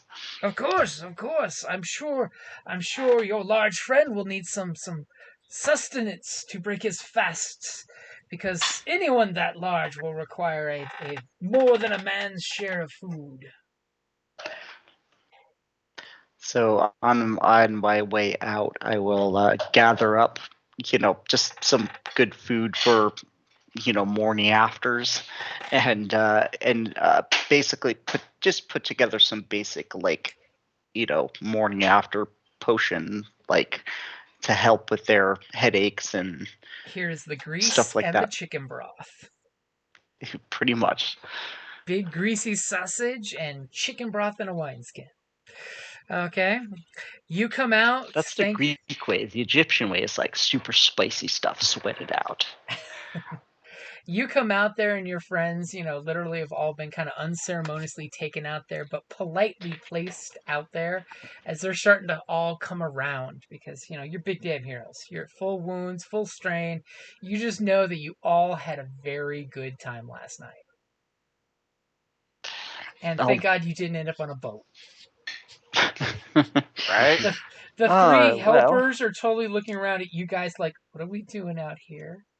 Last thing I know is we were getting free wine, and then everything gets kind of swoony. well, good morning. I see you all enjoyed yourselves quite nicely. I brought breakfast, as well as for those of you who over-imbibed last night, a little concoction and ham stuff around. So you basically give everybody the 411, and more importantly, the medical attention of the here is greasy food to keep your stomach in place, and here is some hydration. Especially that. And so, I mean, basically, I'll tell them everything that I figured out of the situation. Is there any other very specific details that are necessary, or is that just I know enough to know what we need to do, where to do it, and how to do it? Interestingly enough, the king did kind of let it slip out that the warlord is supposedly some genius tactician that, unlike the brute of a father that he had, his son has basically managed to find all of their traps and scouts, and this Lord Belgor is a genius tactician in the fact that any of the land routes out of town, he's got men guarding, and have taken out any caravan that left town not by sea. So every single one. Okay, Yeah. good to know. I will relay everything as the group breaks their fast and takes care of those swooning heads. And since you did use your cool thing that does all the cool things, I'll also let it drop that the king, in his weakened alcohol ladled condition, totally let it slip that what you guys are getting paid is half of what they were demanding for ransom. That makes sense. Wow. They were That's demanding a huge chunk of change to not burn the city to the ground in revenge for what they previously did to his father. Okay, well, as everybody's ready, and I'm gonna check my bowstring and get everything all ready to go. And you did get a 'Cause I'm not basic hurt. description of Lord Belgor, by the way. Okay. Very tall guy, like almost 7 foot, very dark bronzy skin, covered in scars supposedly.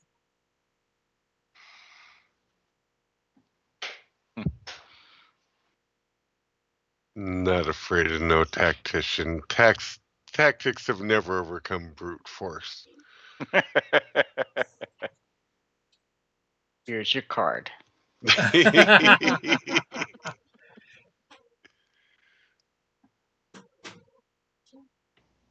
So when y'all are rested up enough, we need to figure out which. Could we figure out which, like, based on the knowledge that he gave us, and based on everything I know, would it be possible to reason out what the best route to go would be? Given there's more than one. Totally, since you have the scroll map and you pull it out and you put it down on the ground and point it out to people, and your three assistants are totally like grabbing their chins, going, "Yeah, we should go there," and that's totally back where the boat is. As you basically have two options from what the scouts have written on the map. There's where they think the camp is, and where they think an army will have to pass. It's the nearest choke point. It's totally that 300 thing. It's the choke point or the enemy camp. It's the two things that they pointed out. Okay, so. And as you guys are all standing around the map on the ground, I'll say that's a good time for us to take a quick 5-minute break to go get beverage and hit the restroom if you need it. So your ideas can come up with idea juice to decide what we're going to do. So let's take a quick 5-minute break. And that way, too, I'll say hi to Kelly before she goes to bed. Oh, so nice. I do that sometimes.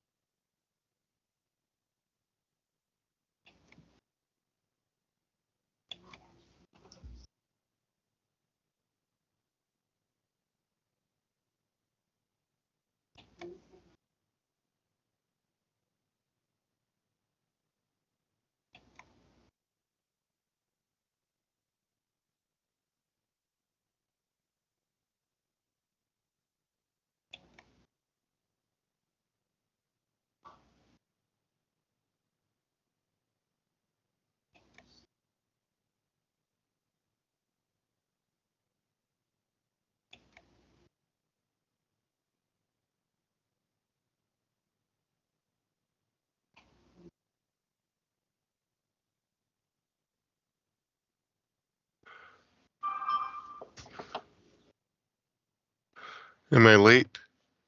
No. Excellent. Nope.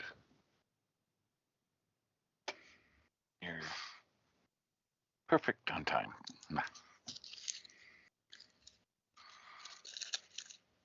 Excellent.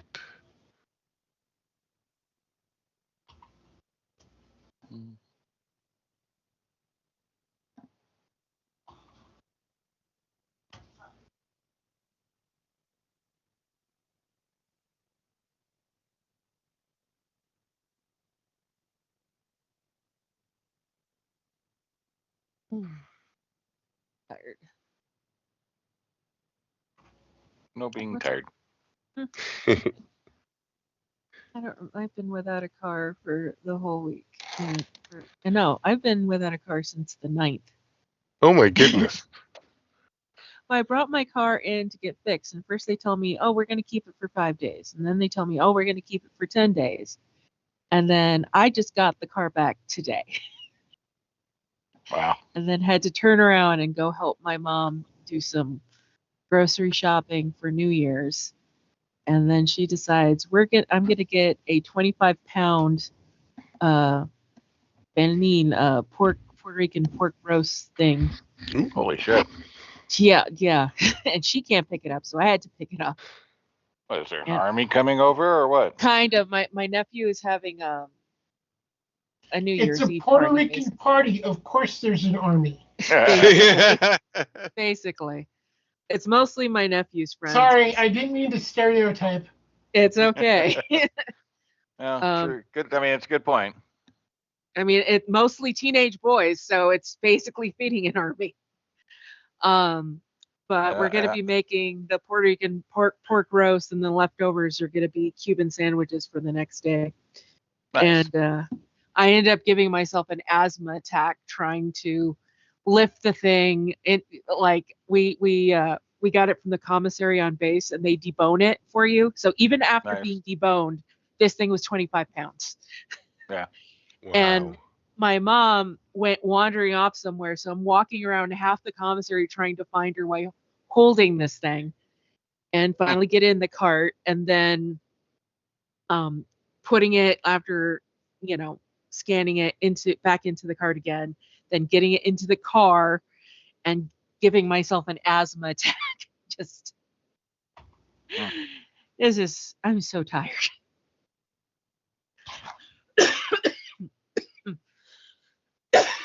Excuse me.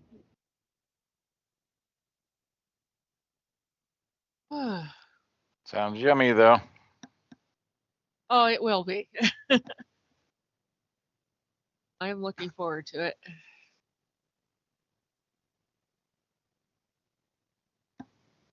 So Yes, tired. I have absolutely nothing exciting or planned for New Year's.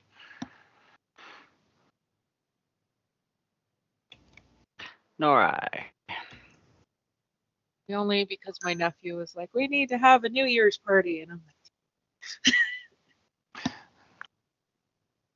he's Yeah, the baby. used to. He's the baby. Too old. It's amateur night.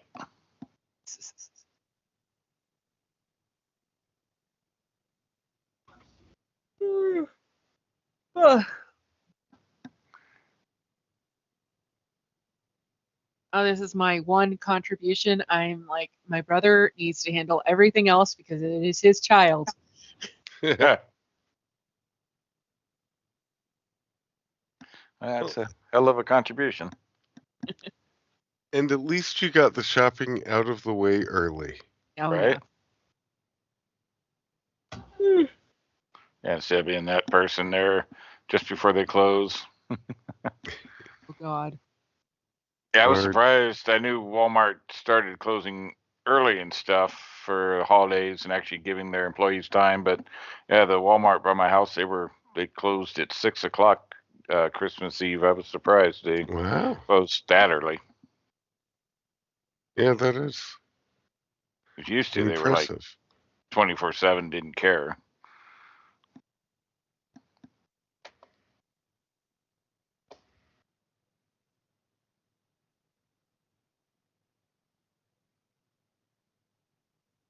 I mean, Total Wine was still open until 8:00. Oh, really? New Year's. Yeah.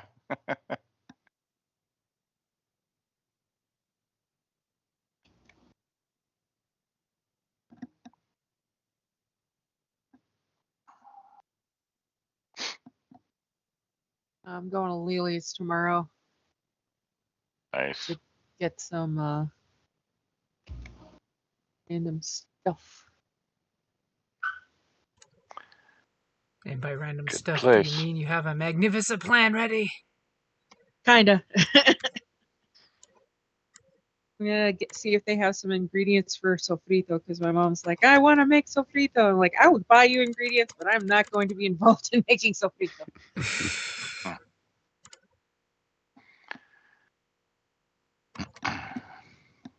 Alrighty. So our plans to what now? Just stop or to kill the guy? So Well, how long is game running till tonight? Like 10, right? 10-ish, 9:30-ish. Until you guys So- pass out and tell me you can't play no more. I might not be long for this world. I'm just gonna warn Okay. you. Well, we can aim for So- 9:30 and see what happens. Okay. I mean, we're not going to finish it all in one sitting. It wasn't meant to be done that quickly. So you have the idea of what the scouts had was attack the main camp. Probably a stupid idea if it's 100 people, as you've been told with this warlord's numbers. Or cut them off at the pass. And that's just what the scouts came up with. You guys might have a better idea. This is just what the Podunk scouts offered. Based on what we know about him, would he conceivably be at all like open to negotiation, or would he would he respond to something like some sort of a challenge, and winner would stay, loser would go, kind of thing? Do we know enough about him to say? From what you guys heard, the king murdered his father. Guy came through as a bandit and the king murked him. So, I mean, if it was your pappy, you'd probably want blood, and that's why the ransom they were demanding was a ridiculous number. But there could be options, Obviously, there might be an opening for say, hey, dude, do you want a one-on-one combat kind of thing? That's what I mean. Like, is he that kind of person, like that kind of honorable person, or what about his wife with the bow? From what you've heard with the small talk going around, the Amazon is totally murderous, and he is the only man that she will deign to be in her presence. All the others she murders with her bow. Okay, so she's super murderous and probably isn't up for talking. We could always attack the main camp. As your map totally tells you, there's the camp here. Let me get my little pointer tool out. Here is the bandit camp. And this is the city. This is a very large lake. There's a dense forest, and here's the normal path that people would take to come through. That's a great choke point. There's a couple other goat paths, but if you're leading an army of 100 warriors, that would be the path that you'd have to take it through, or it would take like days for your army to creep through the woods or creep through the hills. I mean, if somebody wants to do some skills, you might find something else. I mean, just gonna throw it out. I'd like to see if maybe there's if there's a way to. I mean, is this like plains beyond the lake here? Yeah, it's basically grazing land north and to this direction and this direction are grazing areas. Lots and lots of goat herders. And so lots of soft hills. And how long for them to reach here? Just from what you're looking at, if they're starting at the camp, you have a feeling that it would, if they haven't already positioned themselves there, it would be like 2 days for them to get an army to that spot. Okay.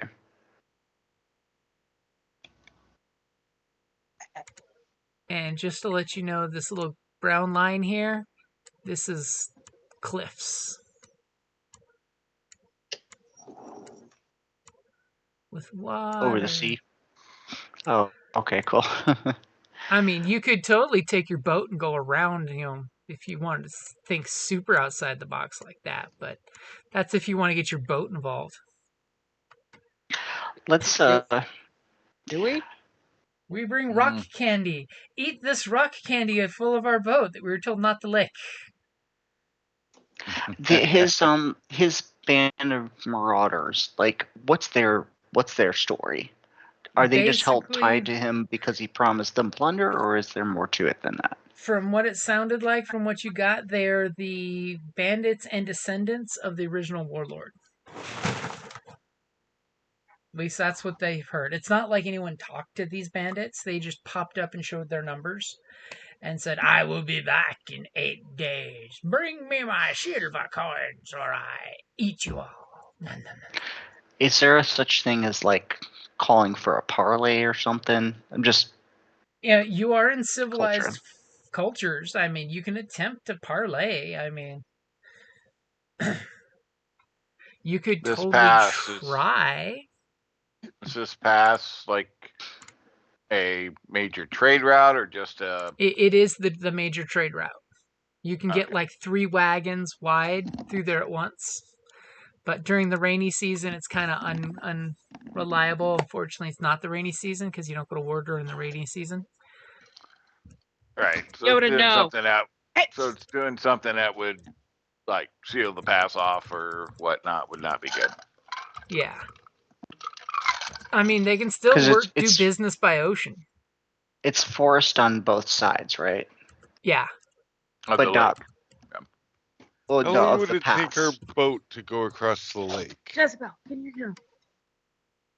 How long would it take to get the boat from the sea to the lake? That's the real question. Yeah, long. Well, the lake and do the we sea have are not like a- connected. So, but you could go around the coastline and park the boat off the coast and, swim to shore. We don't have like a smaller boat, like a But lifeboat, the lake's do we? smaller. Well, the I lake don't and the see where ocean do not connect. This does not connect to the ocean. I don't see us doing much with the lake. They're back here. I mean, you They're could gonna go through the silently swim pass. across the lake. I mean, Well, I'm out of ideas. Is there any way we can close off the pass? No, it's yeah, there's major lots trade of ideas. pass. You could go there and just cut off the pass and tell them we took care of your problem. And 2 weeks later, when they clear the pass and show up, you'd be long gone with the coin. That's fine. That's fine. I mean, I'm okay with that plan. That would not bring glory upon us. Well, no, but if we close off the pass, that means that they'd have to go through something even more narrow than 4 carts wide. Yep, they basically have to be on foot and have to go, a few people in a group. Cross through the forest, but then no trade would get in and out. But then we could burn the forest down around them. No. Hey, he's not supposed to be here for the planning phase. What? How would you guys feel about trying to set up a parlay with them? At least learn more about it, learn more, and see what we can do to minimize I mean, you warfare. do have a businessman with you. There's always the idea of negotiation, right? I mean, what are we going to give this dude? We have nothing to give. Well, maybe not something we give him, but maybe we can convince him that then our numbers are more than just us, or maybe we can convince him to do a one-on-one fight with some other big nasty guy or something for an honor thing. I heard there's a guy 3 villages over that said he called your ass out. You should go over to that village and take that guy out. Would you guys want to try that approach, or do you want to try the stealthy approach, So or ambush, or what? How is this town actually set up politically? Is he a consul? Is he a tyrant? From what you saw, everybody likes the old king, So he's a king. Yeah, he's the king of this little city-state. And the king killed the guy's father. Yep. Right. From the stories you guys picked up, the king in his prime totally fought this warlord's father one-on-one, and he bested him, and their army dissolved off into the woodwork. Granted, the story was flourished quite a bit that you heard, but that's the skinny that you're getting. Ooh, hey, you know what? It was like his father fought one-on-one. Maybe we could convince him to fight one-on-one also. With the king? I don't think he's up for it. No, You might be, though. the hero. Oh, yeah, I'd His- totally be up. I thought we were talking about the doctor. Oh, did you want to fight him? No. I think you are far more deserving of the glory and the honor. Ooh, he I used the would do G it for word and the glory and H honor. word.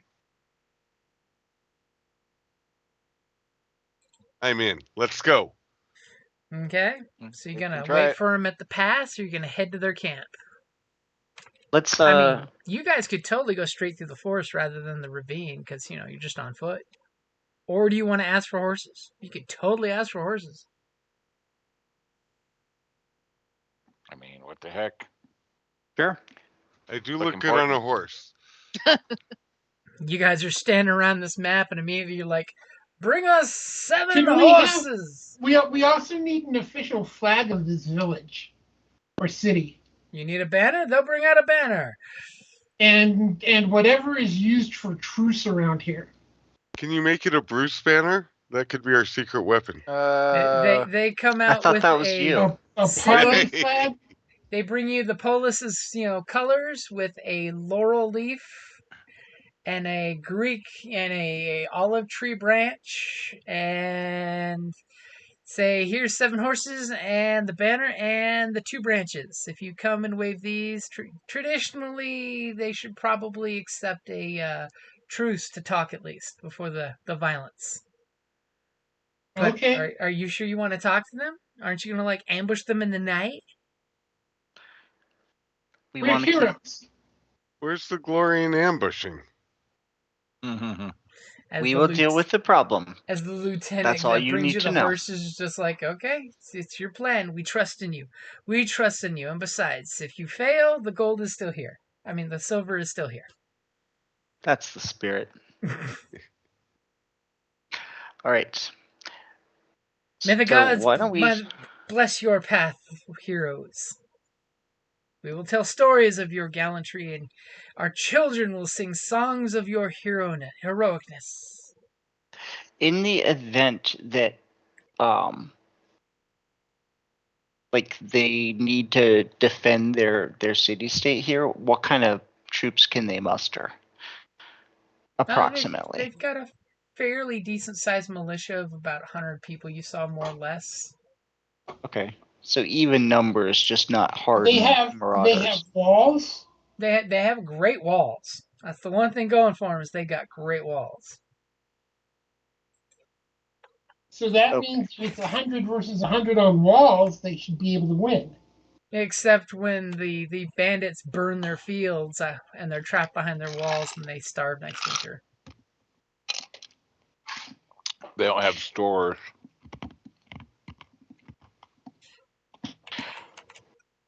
Okay, well let's try the truce thing first and see how it goes. Yeah, so I would say we could go up here, kind of set up here and prepare for the worst, and then prepare here, and then as they start to get closer, we can approach them. We kind of meet them halfway with the flag of parley. Okay, so you go to the pass on Sound good. horseback. Yeah.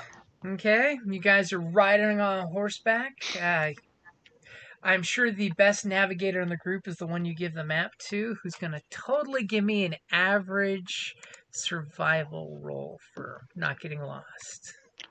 What about geography? I'll totally take that too. And you got an upgrade get because it? you got a map. All right. And it's a good Yeah, I chance for knew me you to were give gonna one of do those that. back. So you got an upgrade Alright. on both ends. How about that? Mhm. Hey, so just a point of strain as you at one point have to turn the map one direction. Hey, it was 50-50. Which side was top? It was 50-50. Got a paper So cut. Point of So- strength is I tried to help you navigate. So as you guys are creeping up on the pass here, you make it with the little. Let me get the red line.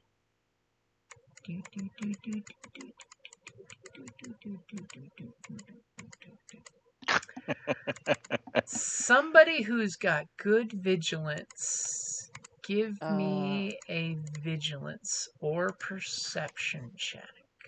I have 2 greens and a yellow perception. I don't know what others have. And I I'm tossing have you a black 2 because you're greens moving and a quickly. yellow as well for perception. Yeah, I'm 3 and 3. So basically, I want to know who the point man is with the best perception or vigilance. Obviously, I that's know. the person you put in front. I mean, I've been rolling pretty shitty, so That can always change. But you're totally a cat clutching onto a saddle, so you know. Yeah. you I want mean, me to, you want me nobody to else try? wants to do it. I'll do it. I don't care. I mean, Can I? we're all Can 3 I green, give? right? Can Sure. I have 2 greens and a yellow. I also have 2 greens and a yellow. Oh, then yeah. When you So- do it. You and Can I give somebody assistance? No, Well, in this here's what- situation, it's whoever's in the lead because you're moving on Well, Okay. horseback really fast. So since Mao's kind of keep an eye out, I'm helping guide us, so I'm helping her keep an eye out. She's the main lookout, but I'm helping her a little bit. Okay, and you're the one with the map. As we go this way, and Mao's totally on the keen, and you get that manga eye focus on her cat eyes, keeping a lookout while you're All looking right. at the map. Okay, I'll try. So we'll have a blue from me. Okay. Nope. This is one person's on the lookout. Just So it's one while person. Oh, you're only one busy person? with that map. You're She's Oh, okay, your gotcha. survival, she's so. on point. Yay. Okay, Yeah. great. So Nice. you clearly know up ahead there are probably, most definitely, there's totally a dude in the bushes. Up ahead there might be some bad guy scouts at the choke point just before the choke point, as Mao totally meows that meow that we all know means she's spotted somebody. As you notice, there's like a single scout hiding behind a bush, and you totally see his profile perfectly before like anyone's within weapon range of each other. You totally spot the guy. All right, and before we come within their view, I'm gonna point them out. Well, you're totally within their view because you got 7 horses I'm leaving gonna- big dust trails I'm gonna turn around looking like a normal cat since I'm in the front on a horseback. on horseback. I feel like I should be sharing somebody's horse because I am Can if you small. want. Okay, so I'm gonna turn around looking like a normal cat, and then I'm gonna be like, oh there, oh there, oh there, kind of thing. Well, you can just tell them you're not within hearing distance. Then yes, that's what I'm saying. There, oh there, oh there. It's that prototypical meow, meow, meow, meow. What are you trying to Yeah. tell me? And you Use your word. Combination. she points it out, and you clearly see with her assistance there is a scout like in this little 10-foot high up tree branch on the tree. Totally has the 2 twigs crossed over in front of his little blind to give him cover, which does not give him concealment.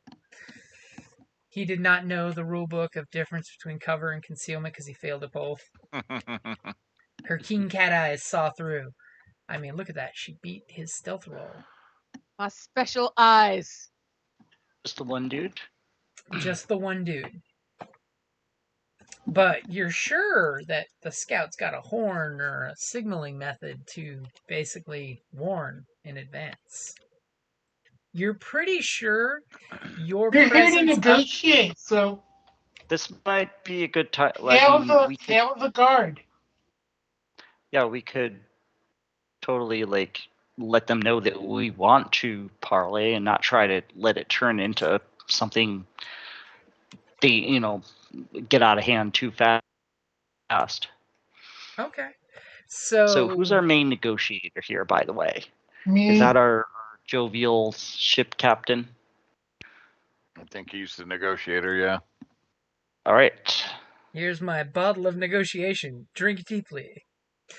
Okay, so you're gonna totally whip out the symbols of let's negotiate. and convince this guy to let you walk close enough to shout without signaling the alarm. I will totally give you a blue because you're using the tools of negotiation. Go ahead and give me either negotiation or charm. Depending on how you approach this guy, as you're like, whoa, friend, amigo, compadre. Let's do charm. They're both the same, but Okay, so you're coming up there nice and jovial. And hey, whoa, that's way more dice than whoa! should be. Ignore that roll. Ignore that roll. It's supposed to be 2 purple, not his 2 red and 2 purple. Go ahead and roll that again. Besides, your dice failed you. There's not a single success on your dice. That's more like it. As you're just like, hey, peace be the journey, my friend. As, guy totally has a little short bow and he pulled the arrow back. You hear the string creak on the bow as he's holding his arrow and he's letting you get closer. As he's just like, how many of you are coming close? 6 in the cat. So all of you are approaching him peaceably? Yeah. Yeah. Sure. Okay, as you guys come trotting up on your horses instead of, full hilts. As he's just like, that's close enough. Who are you? As he's totally looking at all of you guys and then the banner.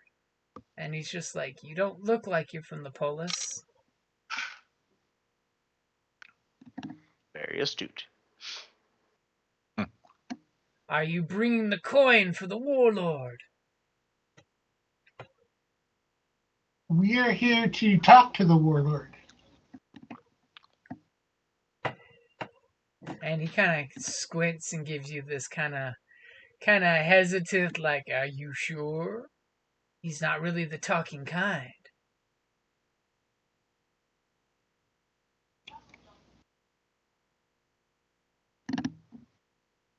As you're silent and he's silent, then you're silent and he's silent.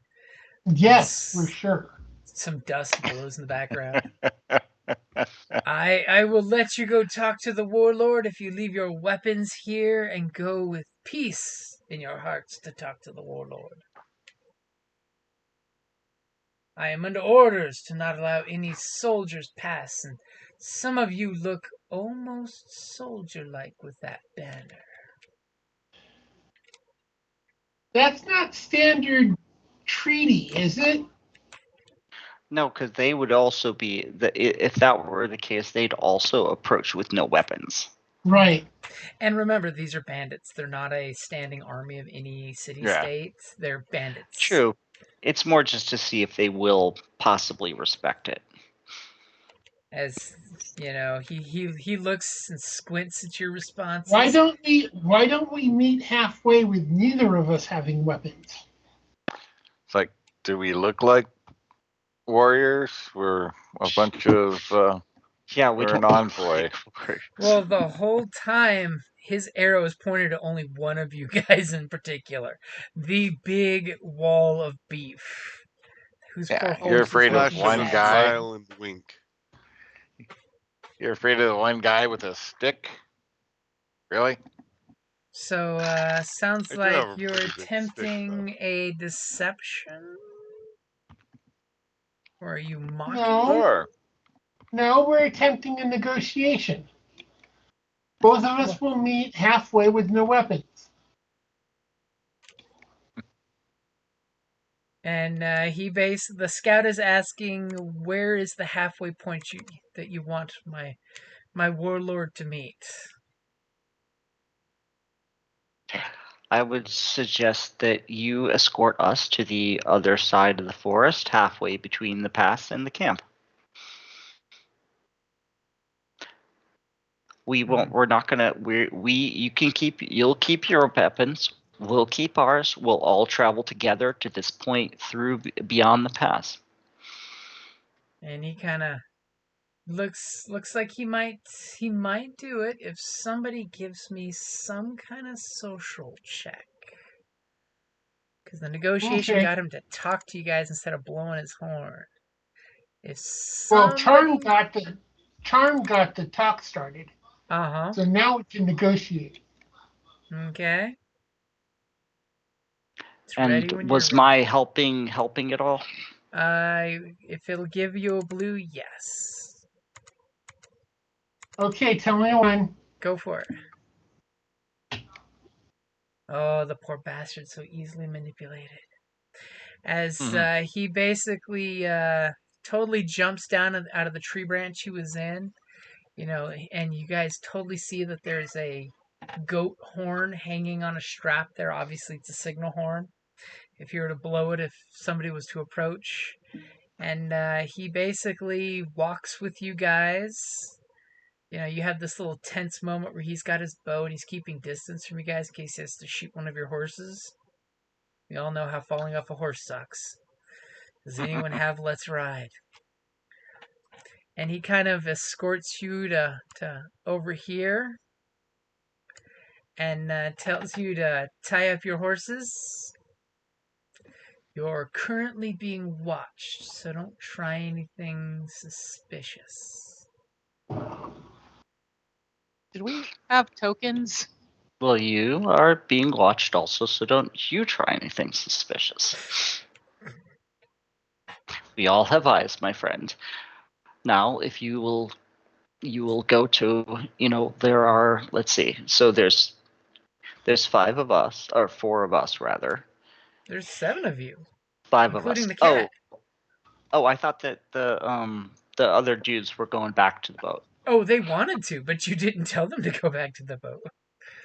There's only 5. Don't count the horses. Okay, so if there's 7, like say, okay, the warlord and the warlord and 6 others may approach, and we'll set up a tent of parley. Well, we can leave the 3 back to maintain the horses. Sure, yeah, that's a good idea. They so really like that idea. I bet they do. that's so the warlord, and I'm referring to him by name, but so I'm suggesting that the warlord and 5, the warlord and 4, and 4 assistants can come, and we all meet. No weapons, nobody, no snipers, no whatever. Just honorable tent of meeting. Same numbers, everybody unarmed. As he just looks at you, gives you this weird look. He's not sure, but he will convey the message. Don't leave this area. You may set up some tent if you have a tent or whatnot, but don't leave this area or you surely will die like the others. As you totally look around and you notice there's like 1 or 2 little masked graves already. Yeah, so basically as soon as there's some downtime, I'm just gonna put my head together with Mao, maybe if she wants, and try to just mark out if we're being watched and from where.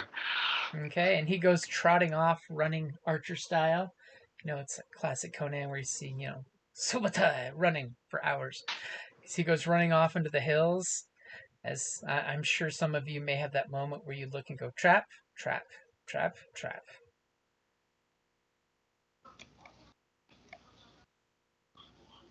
Okay, so somebody's gonna give me a perception, is what you're saying? Yeah, I just want to see if, obviously somebody's watching us, but from where? Okay, so you guys calm down from the horse riding, get off your horses. The horses are liking the rest. You guys do this whole stare around very subtly. Yes. Don't let anyone know you're looking, but look. Does anybody want to assist me? I'll assist. All right. Give a blue or a extra dice. You have a yellow and 2 greens, right? Yes, I do. Mine's the same, so it'll just be a blue. So blue. Okay, go ahead and take your shot. 1 success. So, with your It's 1 enough. success, you totally know there's 2 little groups of warriors. Basically, their number is under 5 over here. And there's a single lookout, like the one you just ran into. and then over here, and this is like long distance. So you know there's fighters here, and scout here, and a scout over on this side. And the scouts are intently looking at you guys. You know, it's one of those of they've got their horns ready to blow any second. If you do anything, touchy without a cool stealth roll, they will probably blow the horns of alarm. And we're talking like extreme range Yeah, we're talking extreme range. for the scouts and the fighters as well, or The fighters are at the edge of long range. You can totally, okay. you totally see their little campfire when it starts to get a little dark. They're not taking any attempts to hide themselves. They've just recently buried a merchant in its caravan, so there's a mass grave that they're still digging, burying horses. Do you want me Okay. to set up a tent? Get out of the sun. If somebody has one, I don't. Well, I have a bedroll. I don't have a tent, but did the horses have anything on them? Any supplies like that? Well, by you any made sure to chance? bring plenty of food and liquid for the group, but nobody really brought a tent. It's Greece. You don't need a tent. It's beautiful weather. They said we should set up a tent. So, Well, that's what they suggested, yeah, but so why don't you take out your spare shirts, since it's big enough, and prop it up over us? I was gonna say I don't own a shirt. nobody has deep pockets talent. Reach into a Nope. saddlebag. Use Here a is small my but war tent. narratively useful item. I mean, if you want to throw that last story point out and say you packed a tent. And I don't think the tent's worth the story point. It was just No. Not at this point. They thought you were going out to murder these guys, so they didn't think you needed camping equipment. No, but we got a nice bedroll. We can have a campfire and You stuff set like up a that. little picnic site, and the sun sets. It gets dark. You see the glow of many fires here. We're talking dozens of fires just over the hill. Lots of light. So if Like there is over a this war way? camp there, yep. If there is a war camp there, there's definitely a large number of fires just out of line of sight on the other side of the hill. But there's that glow that lets you know that they seem to have numbers. Yeah, And the scouts have no fire, but these guys have no problem setting up fires to stay warm. As sun drops, and then it's late at night. It's dark. Are you guys doing anything? I'm softly playing my pipes to entertain everybody. Okay. Now the question is your pipes to put them awake or put them asleep? No, just to entertain, kind of an upbeat, because don't want to sleep. We're waiting for. I'm assuming the plan was they were going to come same day. Well, they were, but apparently they have not. Well, I mean, I'm gonna keep, my stuff, especially my bow and arrows, nearby. I'm not gonna be like handling them, but keep them very close as if necessary. But aside from that, just mostly, kind of half reading and half keeping an eye out. Okay, is anyone not going to sleep?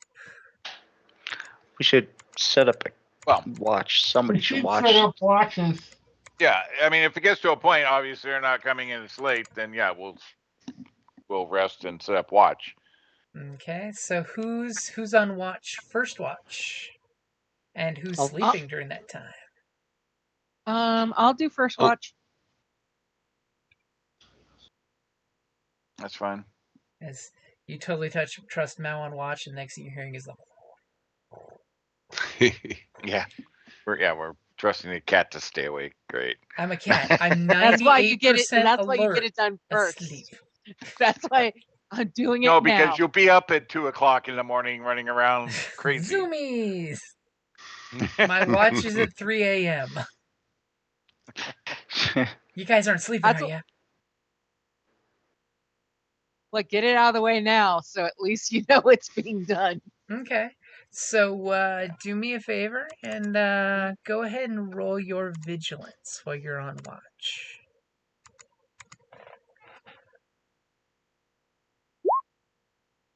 Ooh. Everything's fine. Wow.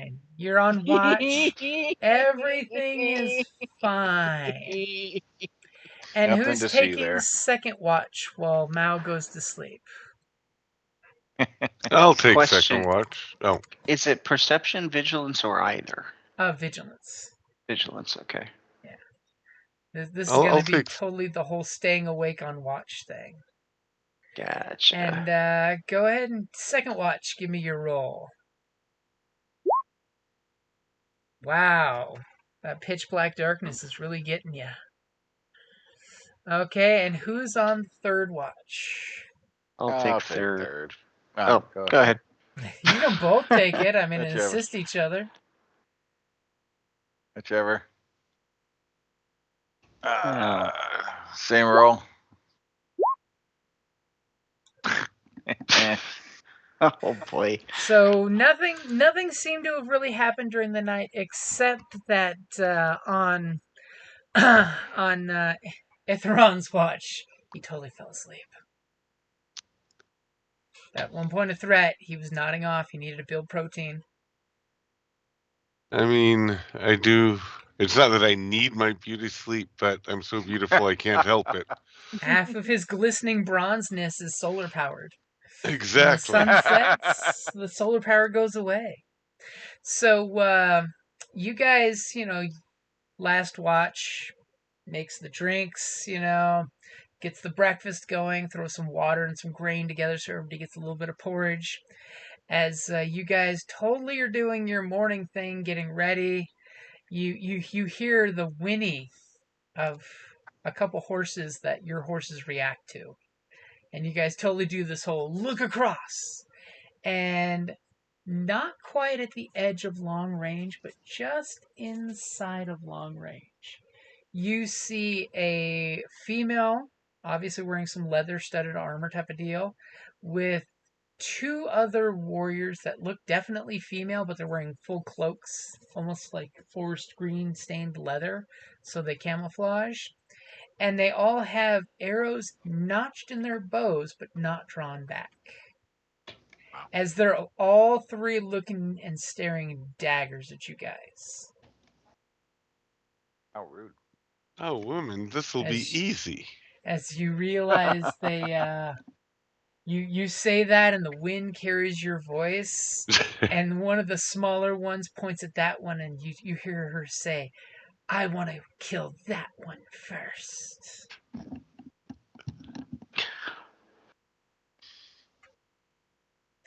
As she kind of, lifts her head and looks in your guys' general direction, and she nods to, obviously, her sister warriors. And she starts to go forward, slowly trotting on her horse, with the other two about a good horse and a half length behind.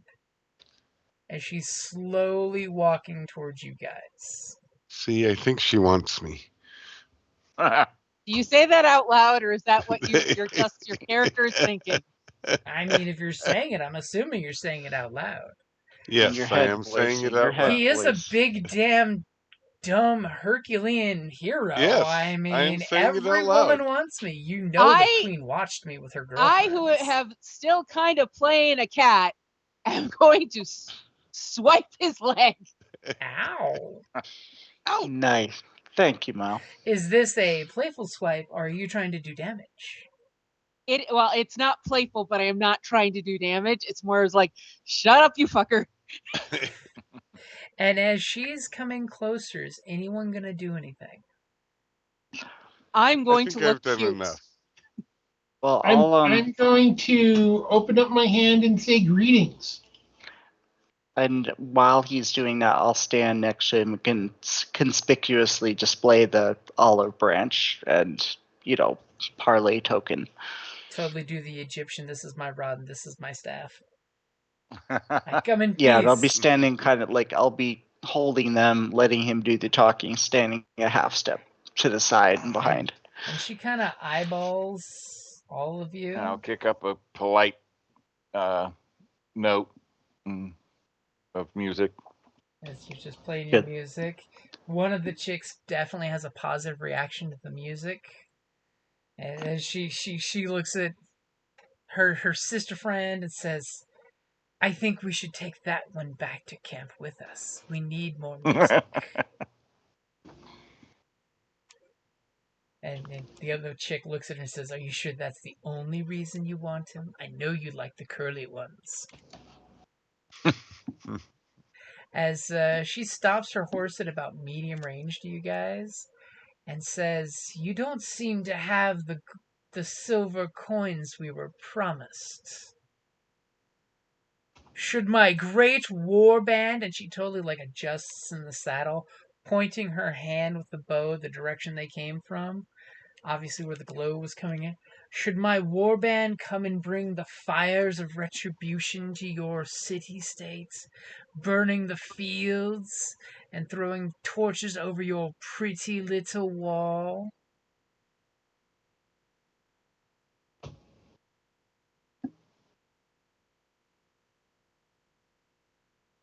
I'll softly, Scott.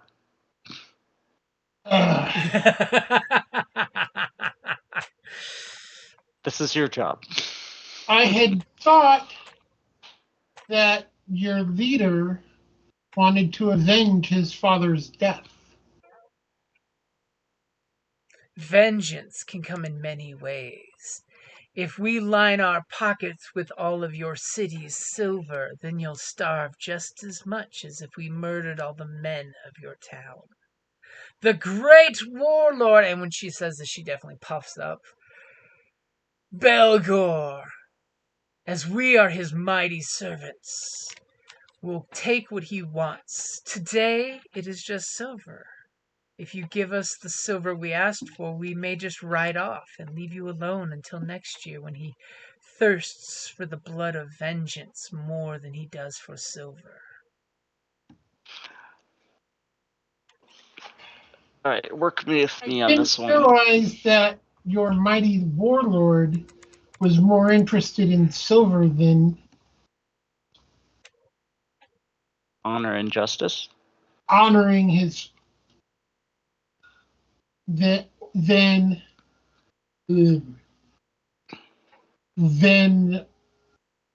appeasing his father's spirit.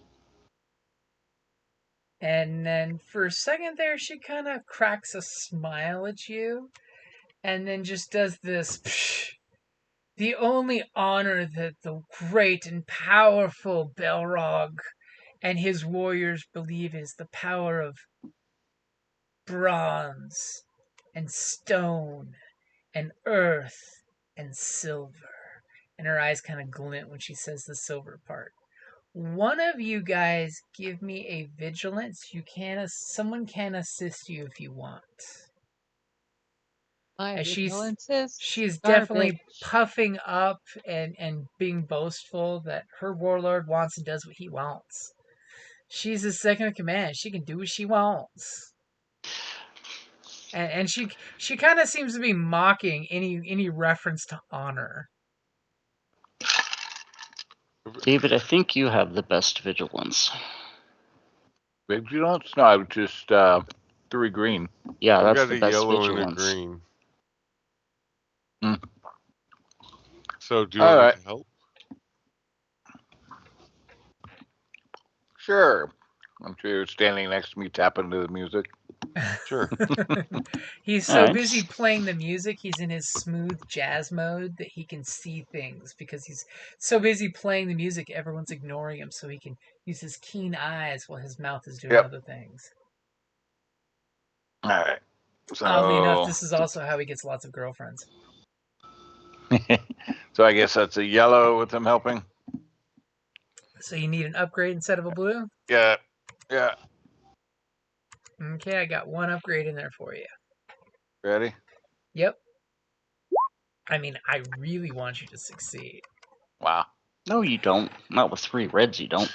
I mean, that was Oh, her. shit. That was her skill that you're rolling against. You had 2 story points. My goodness. As you're too Ah. busy looking at the way the morning sun is glistening off their cleavage and their armor, which is very tactically placed, their thighs and their horses, the sweat from the horses are making their thighs glisten in the daylight. They're hotties. All 3 of them are very attractive. They have good Yeah. presence.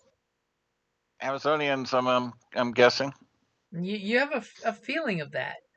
As she basically looks at you and says, head back to your little king and come back with the gold, or we'll burn you out of house and home. So while this is all going on, everybody's doing this exchange. Based on anything I might know about Amazon culture or lore or legend, and also based on what I learned last night, can I get an idea of what's motivating them, like these 3 personally? Okay, go ahead and give me a hard culture check. 3 purple. Hard culture check. As you're eyeballing them personality wise, trying to get their skinny. I mean, oh, there's an upgrade there. I mean, I'll totally give you. You think cash is her motivation, and she seems very brash and very very authoritarian. I mean, Yeah, granted, I mean, you heard that she was probably his girlfriend or gal toy, which I don't think you want as yeah. Amazon as a gal toy. Cash is definitely part of it. There's always something else.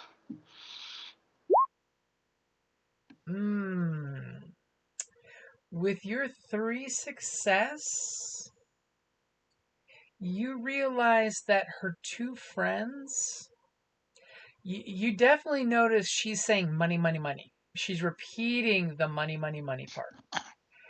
But one thing that does catch your keen eye, that the 2 female riders with her do not have their armor like hers. There's something off. Like her armor is probably made specifically for her body, the certain way it's buckled and snapped on. The other 2 look like they're just wearing it almost costumey. It doesn't quite fit, but they're and they basically keep looking back at her for their cues of how to stand, how to move, how to breathe, how to look, how to glare at you. They're fakes. It's She just almost has her like little when one of them toys. made that comment about the Piper, and she glared back at both of them for breaking ranks, basically. So you think She's the she's real 100% Amazonian. The others are legit. fakes. The other 2 might be faking it or new to the whole Amazon idea. Okay, so But now you're out in the middle of nowhere. How are you going to convey that to the group? well, since Scott and I are next to each other, I can kind of chime in and kind of lead the discussion a little so that he can pick it up in a moment or something. Okay, so with 3 successes, I have a pretty good idea that they're the 2 of them are fakers. Her 2 sidekicks. Something's definitely off. Okay, so I'll just sort of chime in. I said, well, I was unaware that those members of your culture are that I find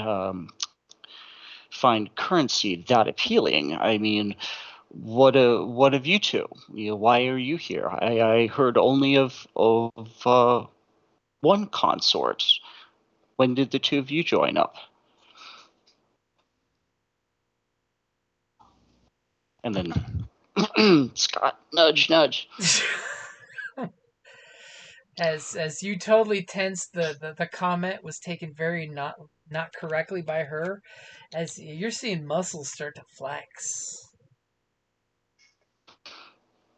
Scott, are you going to do anything before she puts an arrow in your buddy? I was about to antagonize her in a completely different way. If I do Well, I that mean, now, she's gonna. So my saying that, what reaction did the other two have? The other two are following her reaction, and she's basically not liking that you're calling her out or her friends out, so she's gonna put an arrow in you. I mean, they're bandits; they don't follow code of honor. You're going to see that firsthand. Scott, you sense her shoulder muscle is twitching. The girls both looked at each other and went, "Durr." And here I thought Amazons had honor.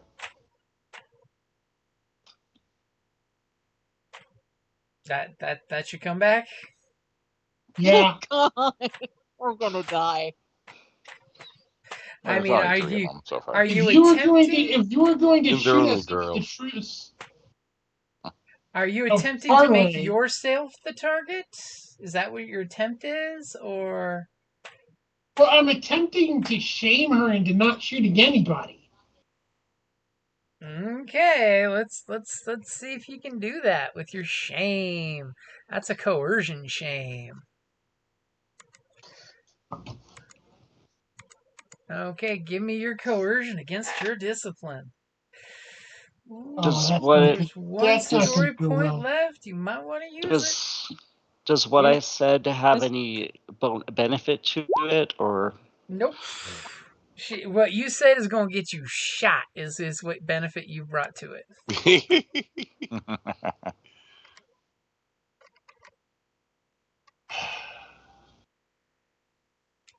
Tell me when you're ready. Go for it. Let's see what happens. Damn! nice? Okay. So you call her out, and she looks at you, and you see that her arm was ready to come right up and just flink an arrow right into your friend. Obviously, there must have been some cultural exchange here that did not happen. As you basically have shamed her into not taking the shot yet, or now, as the case may be. As she looks at you both, and she just says, "You have until sunset to head back to your city and leave the gold outside the gate. I will let you live with your lives." And she does the whole kicks the horse's flanks, and the horse turns around, and as soon as she's, a good distance away, the other two ladies, they turn their horses around, but while totally looking back in the saddle at you guys as they're riding away, unless you guys do something. There's room in my bed if you want to come back with us. Oh my God! Oh! Okay, so are you I referring am to smacking him. are you referring to her or her partners? Her partners. Okay. So go ahead and give me a charm roll. Oh, get a charm. And since we're out of points, I might as well use Let's see what happens. He might just inadvertently help us. Nope, he didn't. No, As I mean, you say that with swagger, and the one, like the shorter one, totally looks back at you, and you see that fingernail and the tooth thing. She ponders the idea of snoo with an Amazon. But what would you like for 2 advantage? I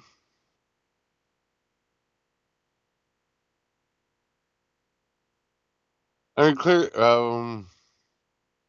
I mean, for 2 advantage, the suggestion there's, I would totally give the people watching this exchange happening go, "Damn, he did that to an Amazon." See, I was thinking, yeah, impress somebody, Okay. but not necessarily them, So but somebody. the extra pairs of eyes that have creeped closer to you Yeah. guys that you're totally unaware of are just like, "He said it to an Amazon."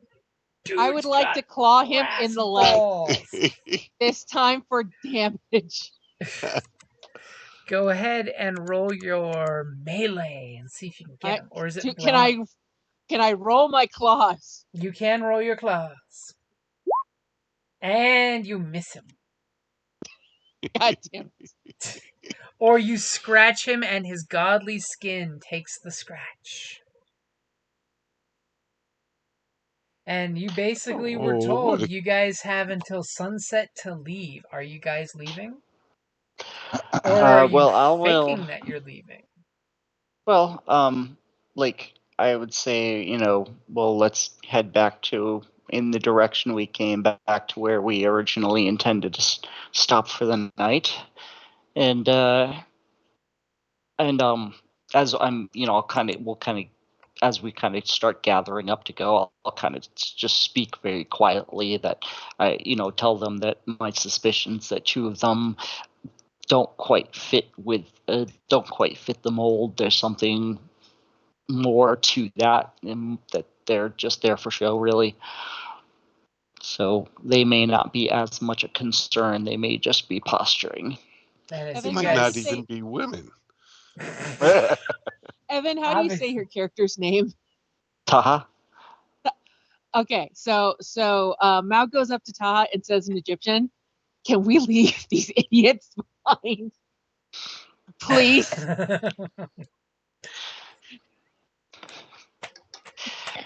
Well, if the need arises, you are ever so stealthy. You can get away from them anytime you need to, because especially the bigger one, makes enough noise to draw all the attention. I just feel as a fellow countryman, I do not want to leave you with these idiots. Between his muscles and his mouth, we could slip away just fine. Okay. And as you guys are packing up, you clearly see, at the edge of long distance, 4 warriors that were lying flat on the ground that were apparently crawling for hours to get closer to you guys, kind of like just nonchalantly get up and dust themselves off and start walking back to the woods. I'll wave. We'll be seeing you soon, I'm sure. Take care. As they just kind of It's like, whatever. yes, walk back to your weak-willed warlord who Oh cannot my honor God. a parlay. He didn't even come himself. I'm just under my breath, like all these monkey people. With our Pied Piper there, what was the attempt of the mock that you were giving them?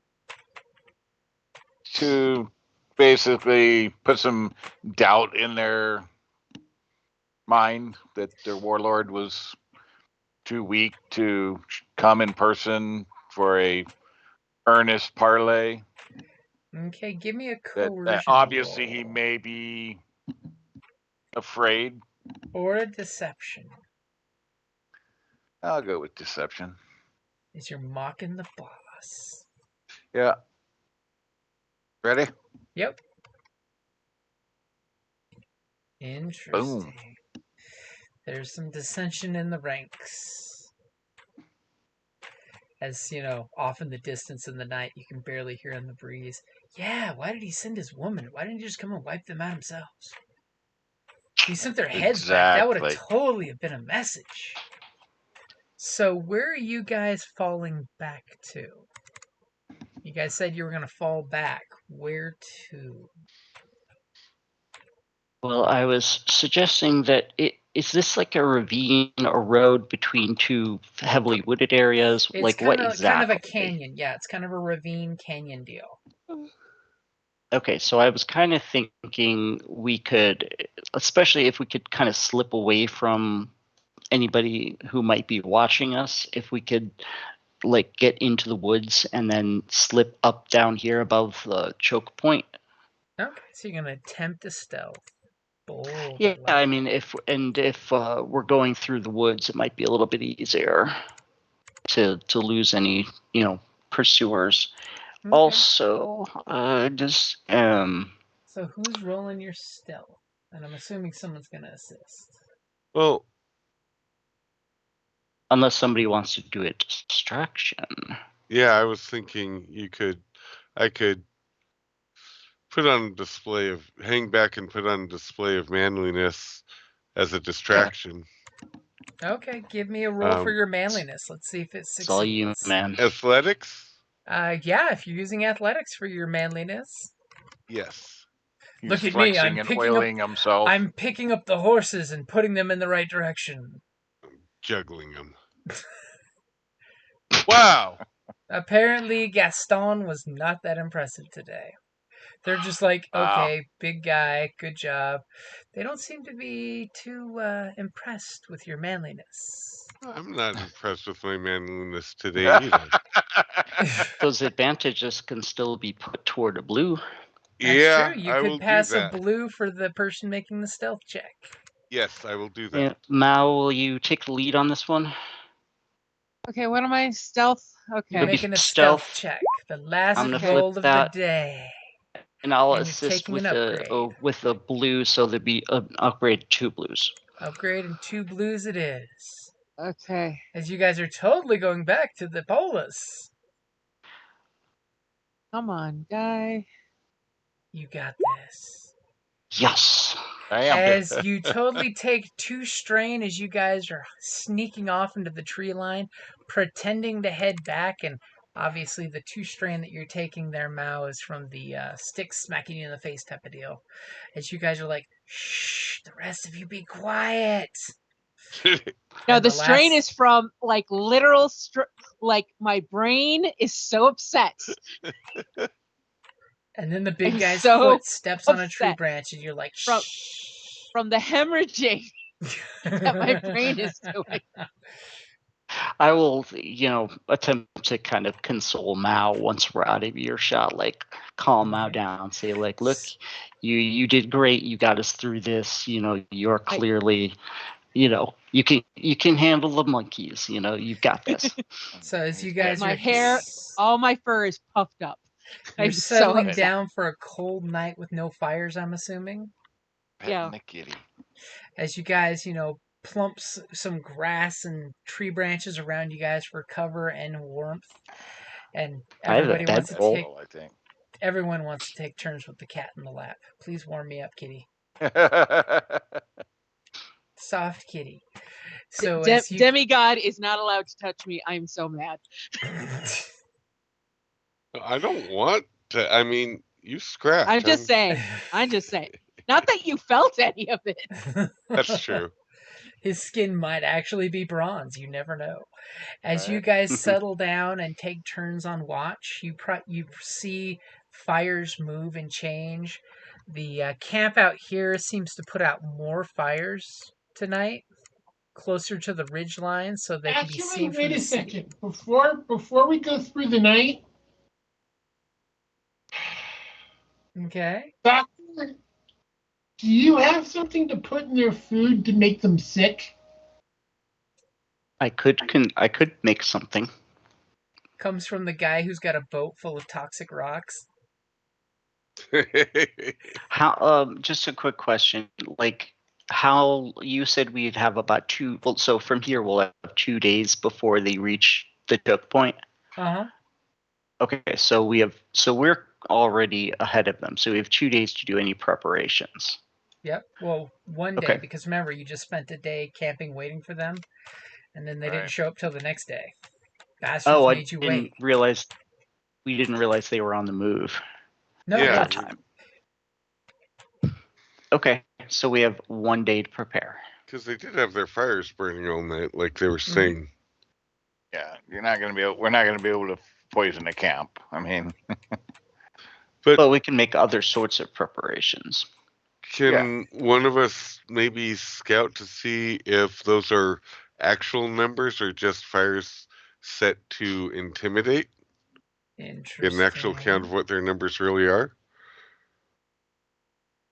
I would Or think is it they're too far in fear of other people. I mean, somebody with could us. try to do it. I mean, It wouldn't give us a lot of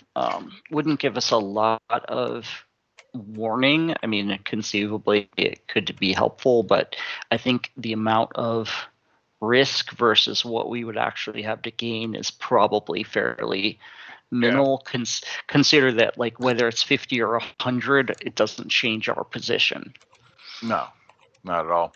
And they're probably more lights because obviously some people have come this way, so they're afraid that there might be more with us or something. So Yeah, either they're bluffing or they're not. But I think our goal is going to remain the same: try to lure the leader out into either a one-on-one or smaller confrontation without the rest of his forces. The key thing we're going to need to figure out is how to separate him from them. Okay, so you guys are huddled together in the dark, deciding not to send Mao off into the dark all alone. Because Nope. Mao is precious. Nope. You don't want to send Mao off to get an arrow in the back. As No, you know, Mao can stay put. you guys cuddle up for warmth since you're hidden so well in the forest that you're pretty sure nobody has to bother staying on watch. You can all recover your strain, as that's a good place to wrap it up there. As you look up and you see the crescent moon telling you that they'll be heading this way shortly tomorrow. Hopefully, maybe, kind of, sort of. All right. And that's a good place to wrap it up there. All right. So, game not next weekend, but the following weekend or Yep. week. Yep. Wait. Bi-weekly. Okay. Yep. Week. So in I don't 2 know why I said weeks. weekend. Yep. Yeah, that's all right. All right. All right. Bye, guys. I go to Any bed XP or Night. Yep. You guys are gonna get 15 XP. all Nice. All right. I'm just going to get on early and have somebody help me figure out how to use that because I am too tired right now to understand how to use it right now. See, for me, with 15 XP, is get a second rank in a skill you want to be better at, and a first rank in a Okay. skill that you have career, but not a point in yet. Okay. At least All that's how I do it. I will harass you later, Jim, because Okay. my brain don't work right now. Have a good night, I'm guys. very tired. All right, good night, y'all. All right. Yep. Night. Good night. Night. Good night. Good night.